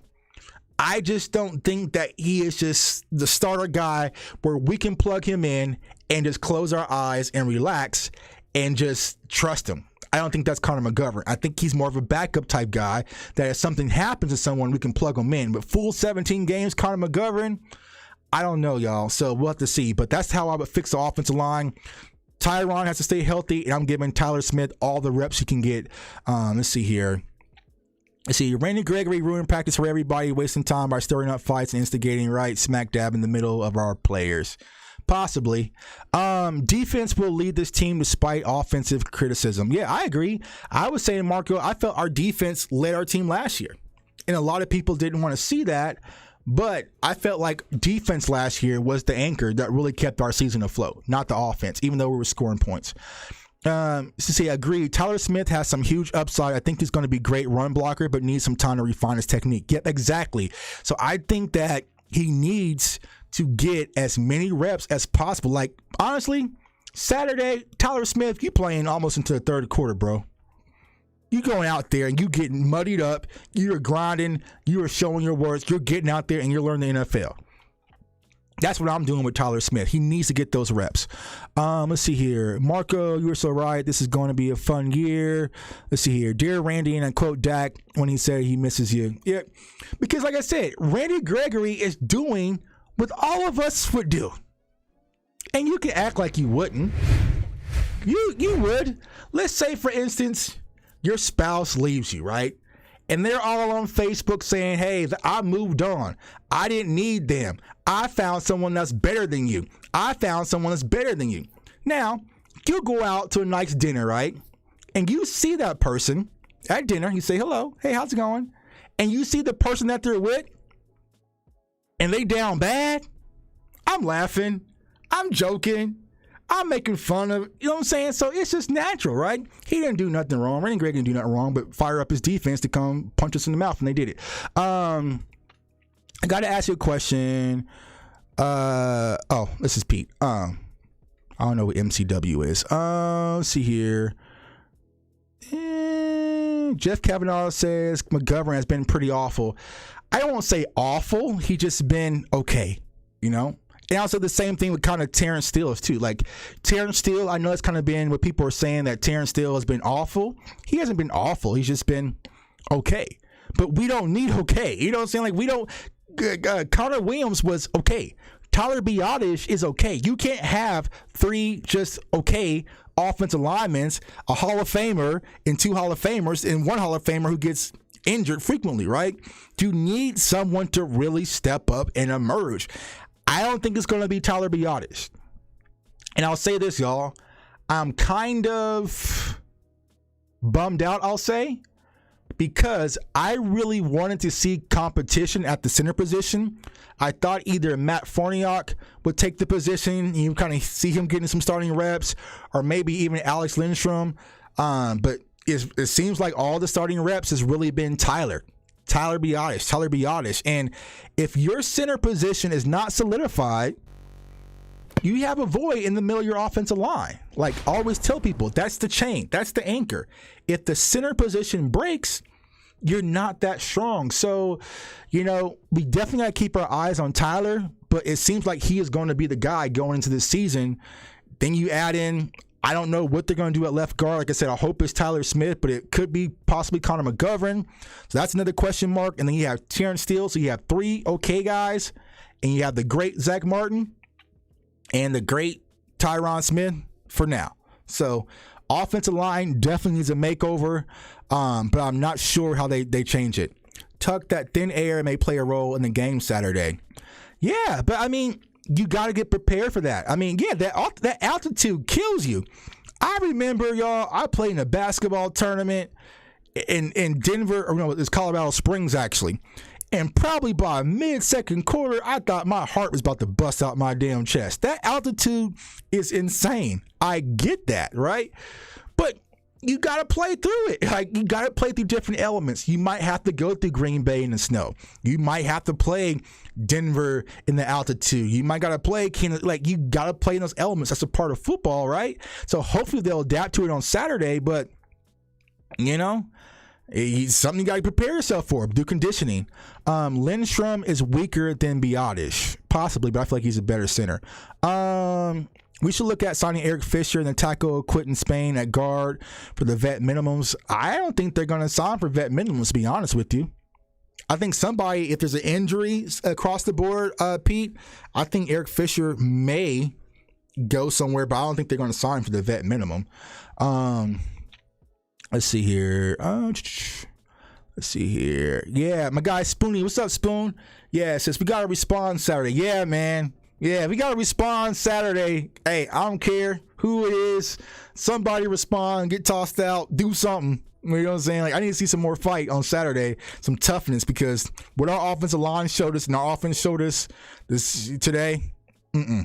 And I think they will. Like I said, that is the good thing. I'd rather the Cowboys get punched in the mouth, beat up, stepped on, stunted on right now in preseason than we're sitting there watching on Sunday Night Football versus Philly and it's happening there. So get it fixed. Get it fixed. That's all I'm saying. It happened. I'm not going to turn my blind eye and act like it didn't happen, because it happened. They know it happened. Even Micah Parsons know it happened because he was kind of laughing about it online. They know what happened, right? But get it fixed. And we have time to fix it. But I hope the attitude, the sentiment in the locker room is we need to be a whole lot tougher. I hope Mike McCarthy is coming in for practice. Guys, we need to be tougher. We need to be tougher. We need to be tougher. Need to be tougher. He said that he's been preaching that all of camp. All right, let's see it translate. Let's see here. Chase Washington says, this is about to be a long season. Man, it's been a long season already, man. Like, think about how much we've been through just to get here, y'all. Like, we had a long off season. All season was dragging with all the noise and contracts and lack of free agency and doing this and Jerry Jones and off the field. Like, it was an exhausting off season. And here we are just getting to the first preseason game by a string, y'all. That's why we got to, I don't want to see them fighting. I want the O-line to be physical. Okay. Let's see here. Nah, I need to go get a swing tackle. You would think, right? You would think that after what they saw today, it's like, all right, Josh Ball isn't it. Josh Ball is not your swing tackle. Matt Waletzko is out. Who's our swing tackle? Besides, the only person I can think of would be is Tyler Smith.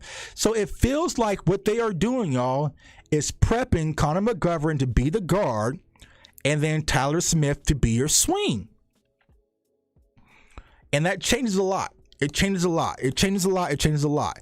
And so I know a lot of people say, well, Tug, he was unreliable. You couldn't rely on La'el. At least with La'el, you had a depth piece. So I'm not saying you shouldn't have moved on from La'el, which I don't think you should, right? But if you're going to move on from said player, replace a player with equal or greater value. That's all I'm asking. You know what I'm saying? If you send Amari Cooper away, okay, cool. Get someone that's better than Amari Cooper. If you send away La'el Collins, get someone that's better than La'el Collins. You can't tell me they thought back and said, you know what? Josh Ball is better than La'el Collins. Does anybody in the chat feel that way? You know what I'm saying? Does anybody in the chat feel like Josh Ball is better than La'el Collins? So think about it. If you had La'el right now, right, you could possibly start Tyler Smith. You can possibly start Connor McGovern. Or you could possibly put La'el at guard and go back to his first position where he played and got in Dallas and keep things your continuity. It gives you more freedom to move around as far as your chess pieces. But we're getting to a situation where we're backed into a corner. Lo and behold, we got 3 preseason games left, y'all. Pray, do whatever you got. But our offensive line depth is super thin. It's super thin right now, and they haven't addressed it. My guy Chase says, how the wide receivers look today? They look decent. They look decent. So I like what I saw from the wide receivers. Like I said, when Dak was out there, Dennis Houston, love him. Love what I'm seeing from Dennis Houston. Let's see here. Also, Simi. Like what I saw from Noah Brown as well. Jalen Tolbert. Y'all know I'm one of the biggest Jalen Tolbert fans. And CeeDee Lamb gonna do whatever he wants, man. CeeDee Lamb, the question is, I know we don't, but damn, those front office think he's better. I know. They saw like, you know what? I don't know what, because even if you go back to what Brian Broaddus was saying last year, he talked about Josh Ball a lot because he's ass. He was like, he hasn't looked good. You know what I'm saying? He hasn't looked good. You know what I'm saying? So it's like, all right. You know what I'm saying? So Brian Broaddus was like, all right, I don't see in Josh Ball. Matt Waletzko was kind of struggling in OTAs before he even got hurt. So it's like, Said, I heard about Micah was feasting, but how did the rest of our D-line look? So, yeah, D-line looked solid from what we can see. Like I said, the camera angles were all kind of screwed up. It wasn't really focusing on defense. But from what I saw, DeMarcus Lawrence looked good. Bastion was out there looking good. He got an interception. Osa was out there. Chauncey Golston. Now, someone did bring up the question, and they kind of put both of my favorites against each other, right? They said, Tuck, if Chauncey Golston and Tristan Hill are kind of the same player, do you keep Chauncey Golston and move on from Tristan Hill? No. No, because I like Tristan Hill, you know what I'm saying? And I love Chauncey Golston too, right? But they are kind of the same player. But me personally, y'all, I think Tristan Hill remains on this roster. Why does Tristan Hill remain on this roster? Don't put on your football hat. Don't put on your fan hat. Put on your front office hat and tell me in the chat, why do you think that Tristan Hill will remain on this roster? So you get the answer. Need some Jeopardy music. Let's see. Anybody? Put on your Stephen Jones hat. You want to keep Tristan Hill on this roster? Why? Why?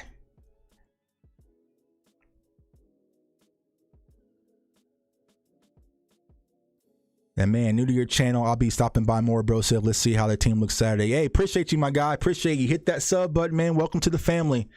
This is why my guy Chuck says Jerry's pick. Close. You're close. You're close, Chuck. You're almost there. So, clue. If you draft the guy and you lose him in free agency, what happens? Yeah, Big Sarge, those comp picks. That's it. They are going to want to keep Tristan Hill on this roster for that comp pick, y'all. Yeah, they're not going to give that up. Now, this is the first year that the Cowboys have had a coordinator back-to-back years with Tristan Hill. So he's going to get the opportunity. He got opportunity last year.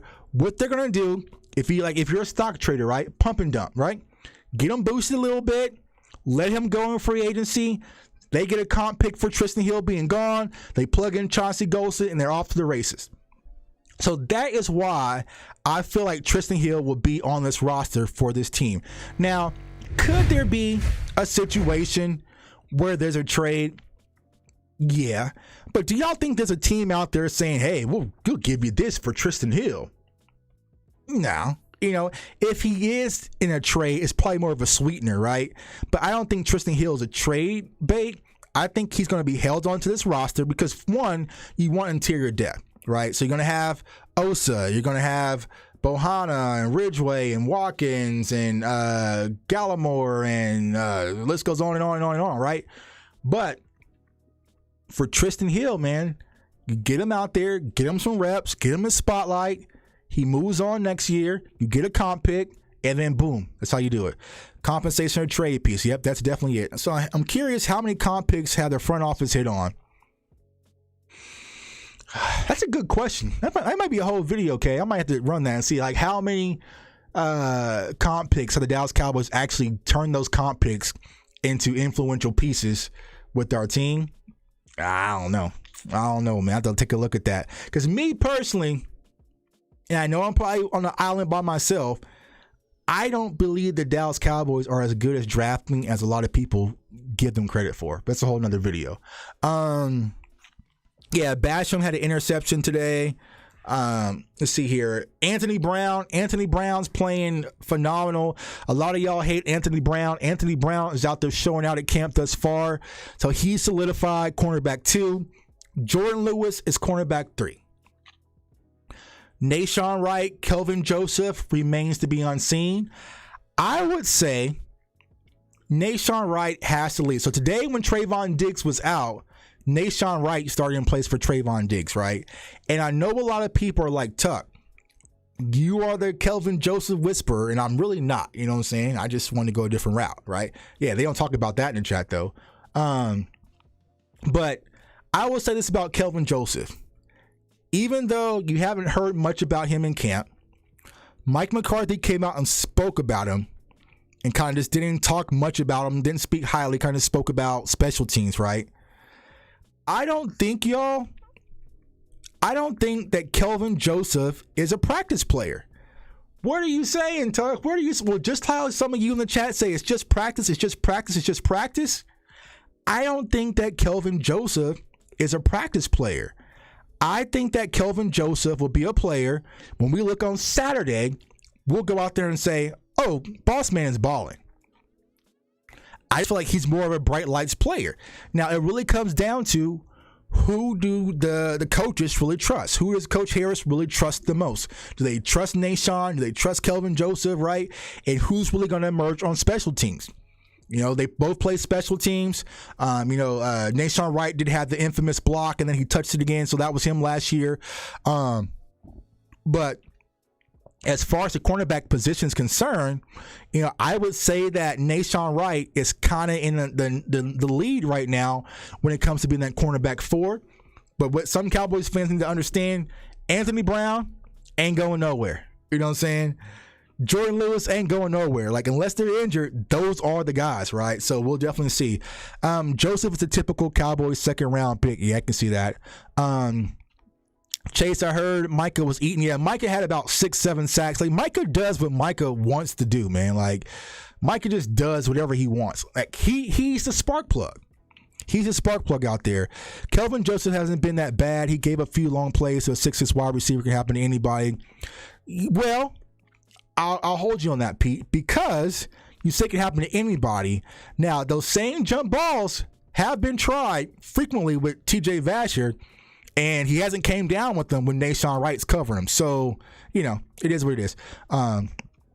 He'll have a lot of penalties. He needs practice. I believe we're talking about Boss Man cover song challenge.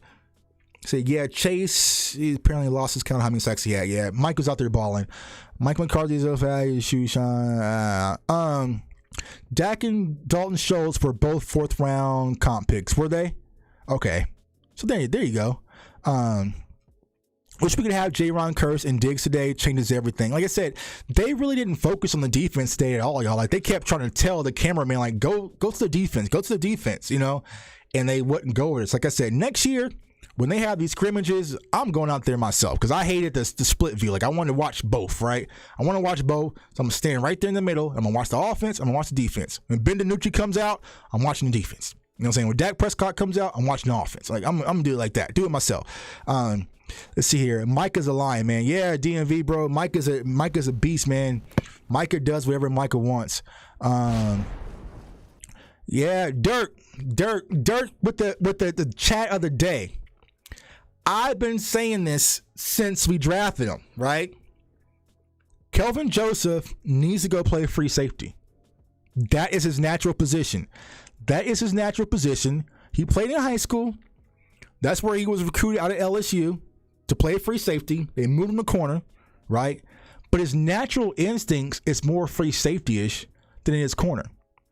And I think about possibility to play. We have Malik Hooker. We have Donovan Wilson. We have J-Ron Curse, right? And you even have Israel Mukuamu. But we really don't have, outside of Malik Hooker, a center fielder. And I feel like Boss Man could be that center fielder if you want to give him the opportunity. Now, they didn't hesitate moving Byron Jones to safety, and they didn't move Jordan Lewis around. And you remember Reggie Robinson, who they flopped his position every other week. If I'm Kelvin Joseph, I'm saying, let me give it a try at safety. I think that's where he fits. Joseph only played like 25 football games in the last 4 years. He'll come around. He's very raw. He's raw talent. Yeah, Joseph was a 3-time All-State free safety. I think it was a 5-star safety, 4 or 5-star safety coming out of high school. So, yeah, learn under Hooker this year. Yeah, because, you know, Hooker, that's my guy. I like Malik Hooker, but his history, he gets nicked up a bit, right? So I feel like if something happens, who's going to play our free safety? You could put Donovan Wilson back there. I don't think that's really his fit. He's more of a strong guy. You could plug in. No, you can't plug in Israel. So after that, it gets really bleak if you look at the safety position, free safety. Let's see here. Hey, caller, state your name, where you're from. DMV. Hey, what's going on, my guy? What's up, man? Look, you brought up a very good point that I kind of wanted to talk about, where you just like, they really didn't show the defense. They kind of just stayed on the offense the whole time. They've really been doing that the entire camp, man. And does it make you wonder that they're just trying to maybe surprise people with how good this defense is? Because we see a lot of clips of the offense, but you'll hear that the defense dominated the day. Like, do you feel like the media is just hiding the defense right now? I don't think they're necessarily hiding. I just think the huge question mark that a lot of people are having is offensively focused. You know what I'm saying? So I think that's what everyone's really keeping their eye on. Now, from the people that I know who are at camp, they said defense has been solid. You know what I'm saying? So it's like, I don't think they're trying to be discreet with it. We won't see the Cowboys really getting hush-hush until probably like after that second preseason game. They go back to the Ford Center back in Frisco. Once they get all the fans up out of there, that's when it's really going to be, hush hush, and they're trying to hide stuff as they go through their installs, getting prepared for Tampa. But as of right now, man, I just think that everyone's focused on the offense and what that's going to look like, because that's our biggest question mark coming into the season. Absolutely, and I feel you. There's also some defensive rookies that I just want to see. Like somebody just said in the chat, Marquise Bell. Like, I don't see enough Marquise Bell. Yeah. Hell, we got the guy Stoney, linebacker, Story Jackson. Forget his name. Yeah, Story Jackson. What's going on with that? Yeah, so he played a little bit. I saw Story out there. I also saw Marquise Bell out there. When it comes to Marquise Bell, and another guy I was high on, like I said, hell, I would have drafted him, right? But I feel like he is kind of going to be the quote-unquote J-Ron Curse insurance policy, right? I think they're going to kind of use him in big nickel, kind of be like that linebacker core, like they were kind of using, yes, DMV for that. This is the right one. But I felt like they were going to use J-Ron or Marquise Bell as kind of your J-Ron Curse backup in that capacity. Now, the hard part about it is that, okay, you do have Israel McQuamu, who you drafted last year, right? And Izzy played corner, converted safety-ish, so what's the real position for him? I don't think he's big enough to kind of play down there in the box, but I also don't think he's sideline to sideline enough to play as free. So he's kind of like your big nickel corner, kinda. So it's going to be interesting to see how that whole safety dynamic works out. But I feel like from a free safety position, Kelvin Joseph would probably fit a lot more easier at that position, because I want to see him get reps. You know what I'm saying? And I just don't think, unless you see an injury, I don't see him knocking out J. Lou in the slot. He's not knocking out Anthony Brown. He's damn sure not knocking out Diggs. So where is he really going to fit? And if you're going to your dime, you might go into a bigger dime formation where you're going to have maybe Nashawn Wright out there versus Kelvin Joseph. So, yeah, what sucks about it is normally in this situation, and I know you probably got other callers and stuff like that, but normally in this situation when you got something like this, he would be trade bait. But because of what happened with the off-season stuff, you can't really move him, but you can't cut him either. Right. I mean, it's a good problem to have where we're talking about the corner 4 position, and I've been saying that for a while. Right. Yeah. That's why I think, like I said, for me, I think he's better suited at free safety, being the backup for Malik Hooker, just in case something happens to Malik. Because if Malik goes down, who do you think, bro? Who do you think is the center fielder if that happens? I think they would actually plug in. I agree. Maybe Donovan back there. I mean, maybe. Yeah. I mean, has Jordan Lewis played? I mean, I know he flirts with the safety roles. I don't know if he's flirted with the actual free. Right. He's more of the, more the strong. No, right. That's a good question, bro. Right, yeah. So that's what I'm looking at. So yeah, man. But like I said, but overall, man, from what you saw from today's camp, man, how are you feeling, man? I mean, we mostly saw offense. I liked what I saw, and I feel like there's room for growth. And the room for growth is we just got to be tougher, bro. We're in the same boat that we were last year as far as toughness goes. Mm-hmm. And, there was no tyrant today, but there's probably going to be a point where we don't have tyrants. Right. You know what I'm saying? So we got to figure things out. Right. I'll tell you, when I knew things were, not as physical as I would have liked, I saw Zeke get dumped, and nobody came to defend him. And Chubb is just dancing his ass off, running to the sideline, and Ball just looked at him like he didn't know, like, you're supposed to go outside his head, bro. Right. See, and you played the game at a high level, bro. And so, I mean, not at the NFL level, but you played in college, and I played in college too. Like, it was just a bad look, bro. Like, you just don't let that slide. You know what I'm saying? Like, it's just, but some people don't understand it, and I get it, but like, it just sends a bad sentiment in your locker room. You know what I'm saying? So it's just like, ain't no way, man. Ain't no way. Locker room, it's a bad sentiment for Denver knowing that we were punked. Right. And Randy pretty much running off at the mouth, telling us we. Right. And that's what he was doing. He was telling, like, hey, they soft, bro. He's soft. With Josh Ball, he's soft, bro. Go right at him. He's soft, right? And then it just happens. Yeah. You just, what you can do. It contradicts everything they said. Right. It contradicts everything they said in the press conference. We want guys that are going to be here, right, or available, and we talk about tough and gritty, and right, you just let your superstar running back get dumped on the ground like that. Right. Nobody even come pick him up, bro. Right. Damn. Yeah. What's wrong with y'all? Yeah. What's going on, man? But hey, like I said, that's a whole other conversation. Not everybody gets him. They say you're supposed to do what your coach tells you to do, but they don't. But no one does what the coach tells them to do off the field, right? You got so many players that go do whatever they want. They be hella tough off the field, but on the field, you know what I'm saying? But hey, it is what it is, man. But hey, my guy, appreciate you for calling in. Let everybody know where they can find you, bro. Yeah, I'm a DMV fanatic. A lot of you guys know who I am already, but I just wanted to tune in, be a fan tonight, my guy. Hey, appreciate you.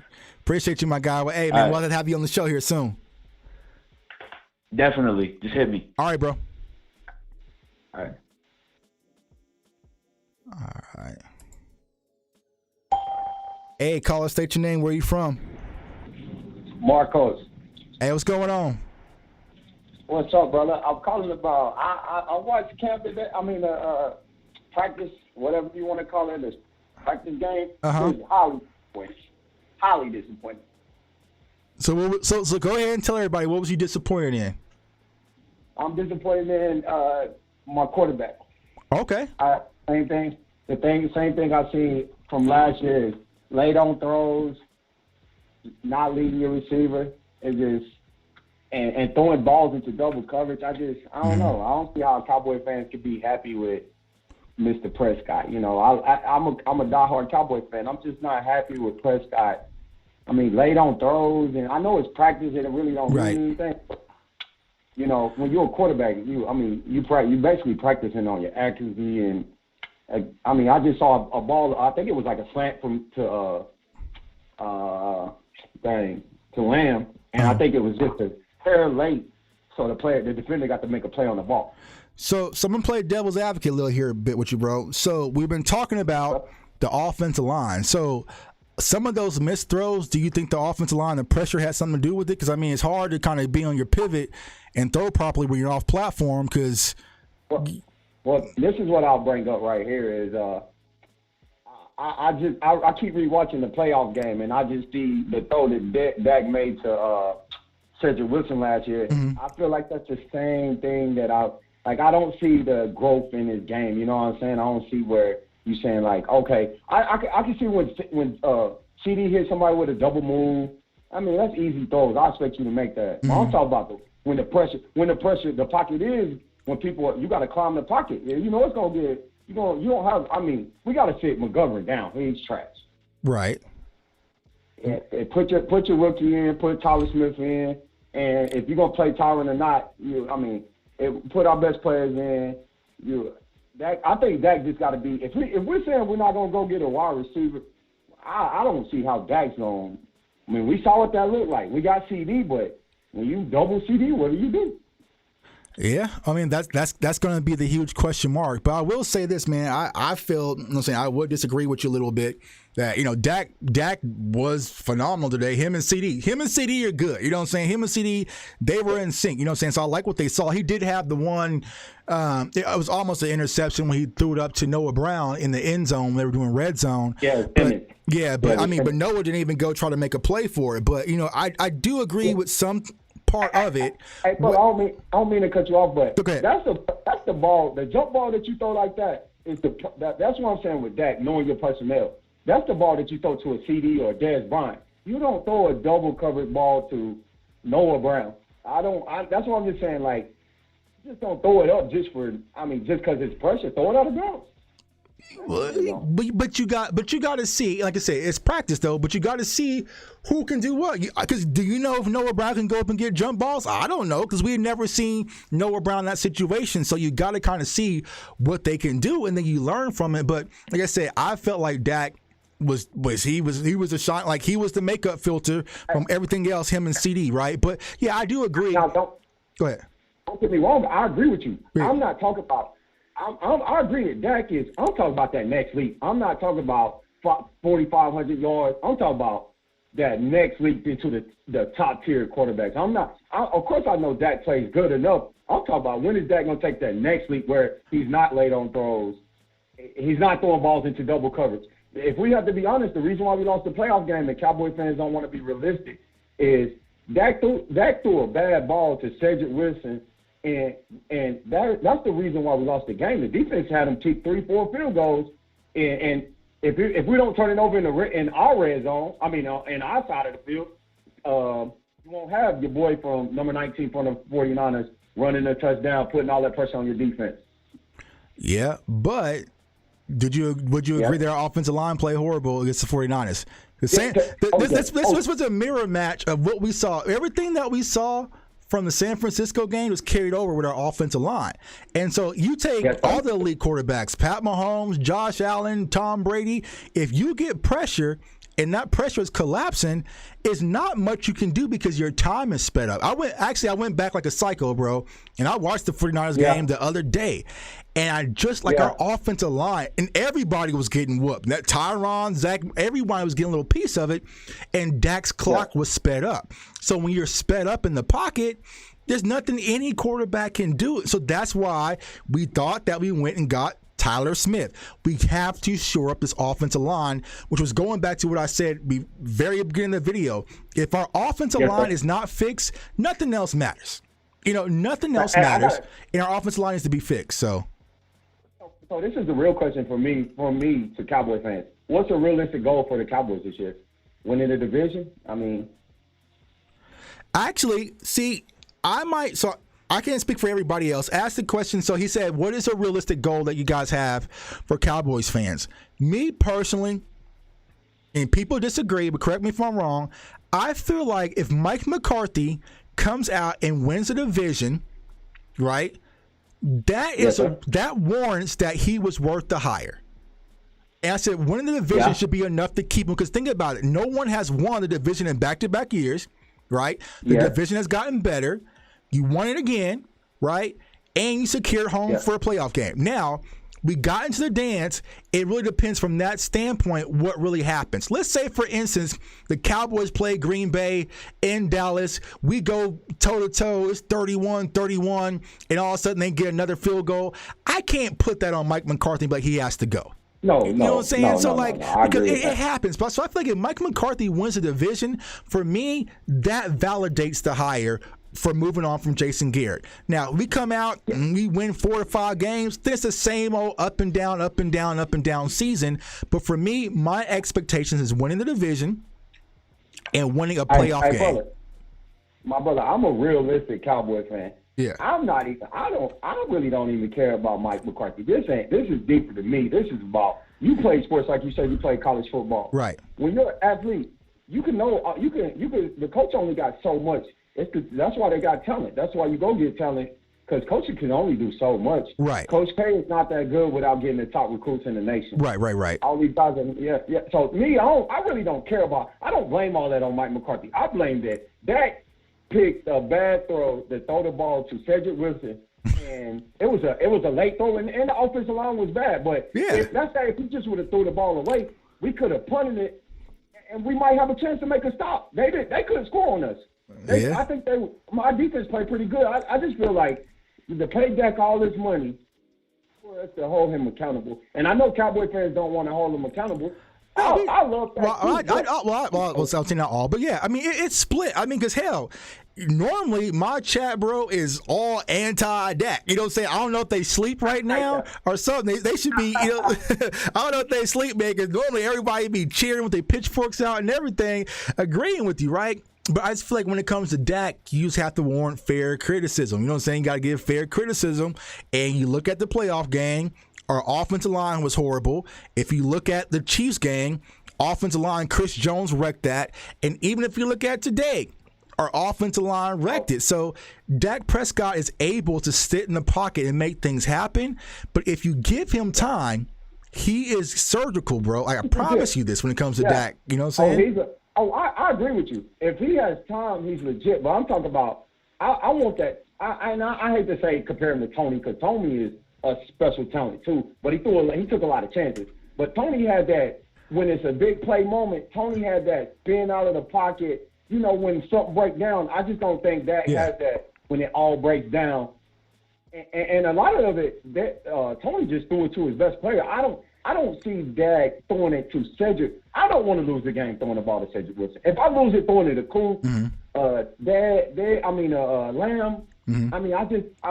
I can live with that. But and I can say the offensive line was terrible last year. But though, if I look at the Bengals, we're putting and if you think the offensive line was terrible last year, right until we get into the week one this year, Terrence Steele didn't look too hot to me this year. I mean, this last practice. Yeah. I'm not wanting to play McGovern at all and be honest, or we can go draft. Get some. Hey, my guy. Well, hey, I appreciate you for calling in, man. Like I said, you know, it's gonna be all right, man. But hey, appreciate you for the support, man. It's gonna be all right, man. Appreciate you, bro. Yes, sir, man. Be blessed, man. Thank you. All right, you too, bro. So let's see. My guy D.A. Lee says the scheme dictates that he throws it to the spot. Y'all praise Brady for doing the same thing. D.A. Lee watched that video when I broke down Kellen Moore's scheme. If you haven't seen that video, definitely check it out. And me and Boss Cowboy the following night went back and did a show on how can this offense really evolve. And I feel like what he was saying was partially right at the end. What Dak needs to add to this offense is just that little extra where it's okay. We have the proper look. We have trips formation. We have the defense shifted. But we have one-on-one with CeeDee Lamb and there's no safety. You know what I'm saying? We have one-on-one CeeDee Lamb versus I don't know who the hell this corner is. No safety. I'm going to CeeDee Lamb. I don't care about the clear out and the drag that's supposed to go to Cedric Wilson. I have one-on-one, CeeDee Lamb, no safety. I'm going with my guy. So that is the little extra that Dak needs. And I've always said this, right? When it comes to John Kitna was an off-script quarterback. Dak Prescott kind of needs that guy that can tell him go off script a little bit. You know what I'm saying? I know what the play is. I know what the coverage is, right? I know what your read progression is, right? But that guy's not better than your guy over here, period. You know what I'm saying? So that's the extra that we need on this offense that hopefully Kellen Moore can implement into his scheme, but Dak Prescott needs to get that into his mentality. Going back to Romo, I'm not going to make this a Dak versus Romo thing. If you watch the intro, that's why I'm trying to end it, right? They're both great. But Dak Prescott, Tony Romo, right? Tony Romo, 2014, the Dez Carter year. It's 4th down, Green Bay, game on the line, season on the line. Tony Romo said, I don't give a damn what's going on over here. My guy's better than your guy, and I'm putting it on the line with my guy. That's it. That's it. That's what just Dak is. That's how Dak is going to go to that extra level that everybody wants, right? And I just feel like Dak trusts the scheme over the talent. But I don't blame Dak. You come in as a 4th round pick, probably wasn't even going to make the team, right? But all of a sudden you were thrusted in the spotlight of the Dallas Cowboys, and this is how you were taught, and this is how you thrive. You're going to run with it. You know what I'm saying? So it's like, it's not on Dak. I just need somebody in there that's going to whisper to Dak and be like, nah, bro, don't do that. Don't run that. Nope. Go over here. You know what I'm saying? So that's where Dak's going to elevate. Here in Kansas City, just like Pat Mahomes said, game on the line. It was the Bills. Eric Bieniemy calling this play. Travis Kelce went to Pat Mahomes and said, no, give me the ball. Nope, not doing that. Give me the ball. And Pat Mahomes, what did he say? I just went to Kelsey. You know, that's the reason for drafting talent. And yeah, DMV, Des was saying what I was saying. But see, and here's the crazy part. Des was saying what I was saying. I said exactly what Des said like 4 days ago for the whole thing blew up on Twitter, right? I said it 4 days ahead of that, but I said John Kitna instead of Romo. You know what I'm saying? Because I said Kitna, and he said Romo, and then everything blew up. But you just need... Kellen Moore is a guy that goes by the book. Watch the video. It's cut and dry. Here's the read. Here's the coverage. Get to your spot. Here's where the wide receiver should be wide open. Everybody does their job. Everyone gets opportunity in Kellen Moore's offense. We all watch basketball. I'm a Mavericks fan. When the game's on the line, I don't want nobody touching the ball but Luka. Lakers fans, when the game is on the line, that's cute. I appreciate what you guys did, but nobody needs to be touching the ball except LeBron James. You know what I'm saying? Like, that's how it needs to be in Dallas. When we're in the clutch and really gonna get things done, cute play, bro. But hey, I'm getting the ball in CeeDee Lamb's hands.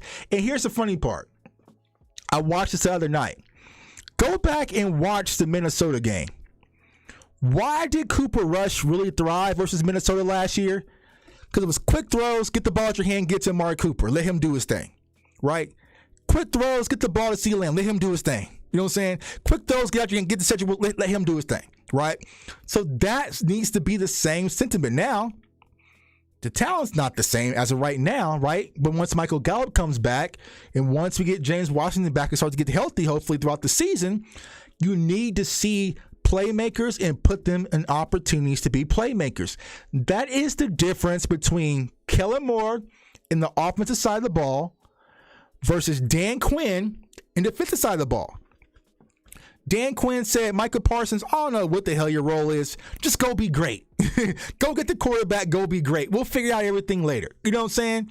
Like, he put his players in the best position to use their God-given abilities and just go be football players. Use their instincts. That's what our offense needs. Just a little bit more instinct. Don't overthink it. Tony Pollard comes out the backfield. He's lined up versus a slow linebacker. I was a linebacker, trust me, and I wasn't the fastest linebacker. I'm not covering Tony Pollard, bro. Go to Tony Pollard. Go to Tony Pollard. It's that simple. You know, that's simple. Let your playmakers be playmakers. So hopefully that is what Kellen Moore sees, and he'll make that adjustments. But it remains to be unseen, man. But hey, I appreciate each and every one of you guys for tuning in tonight. Had a blast. We got to do more live shows, man. I've been busy doing camp and doing stuff for the Chiefs. Y'all going to have to stay on me, man, because y'all know I'm on the radio every Sunday here in Kansas City, 810 WHB, ESPN Kansas City. And I'm supposed to be doing a lot of Chiefs content, but I ain't been watching the Chiefs, bro. I'm gonna keep it real with y'all. We family. Tuck ain't been watching the Chiefs at all. I have no idea what they've been doing at camp because I'm a Dallas Cowboys fan and I'm taking care of my team first. But hey, I appreciate each and every one of you guys. Also, thank you to everyone who watched the Kellen Moore video. To be honest with y'all, when I dropped it, I was like, ain't nobody gonna watch this, Tuck. But I did hours of research, and I wanted to definitely check it out and just make sure I was able to educate y'all, the community. That's what it's all about, man. Us coming together, putting all of our thoughts, man. That's why I want y'all to call in. I want y'all in the chats, man. It's about all of us putting our thoughts in. Y'all might love what y'all saw from the offense. We might hate it. Okay, well, let's sit at the table. Let's have a conversation, and how do we make it better? Because all we want is a 6 ring. I don't give a damn who does it. I don't give a damn what style, if you run the ball or throw it 80 times. I just want to win a championship, man. So that's all us passionate Cowboys fans want, is to win a championship. So your voice matters definitely on this channel. I appreciate all the support, man. If you aren't following me already on social media, JTuck151. If you haven't, hit the subscribe button, hit the like button, man. I appreciate all the support. We're going to do more live shows, more guests, all that fun stuff throughout the season, man. I'm going to be traveling the game. So if y'all see me out there at the games, man, Lot 10 tailgate party. Every Sunday, I'm there. Well, Not the new games. I don't do new games, right? But all the good games, I'll definitely be out there in Dallas, man. So if you see me, definitely say what's up. Grab a Cowboy Rita. I can't wait to get back to Dallas, man. Get back to AT&T, man. But I appreciate all the support, man. So, hey, game Saturday. Let me know. We can do a live stream, man. We can do all that stuff, man. Live stream during the game. I don't even know what channel it's going to be on. I think it's going to be NFL Network. So, we might do a live stream. That way you guys can call in. We can watch the game as a family, man. But I appreciate all the support. I want everyone to stay safe, stay blessed, stay encouraged, and don't y'all let those Broncos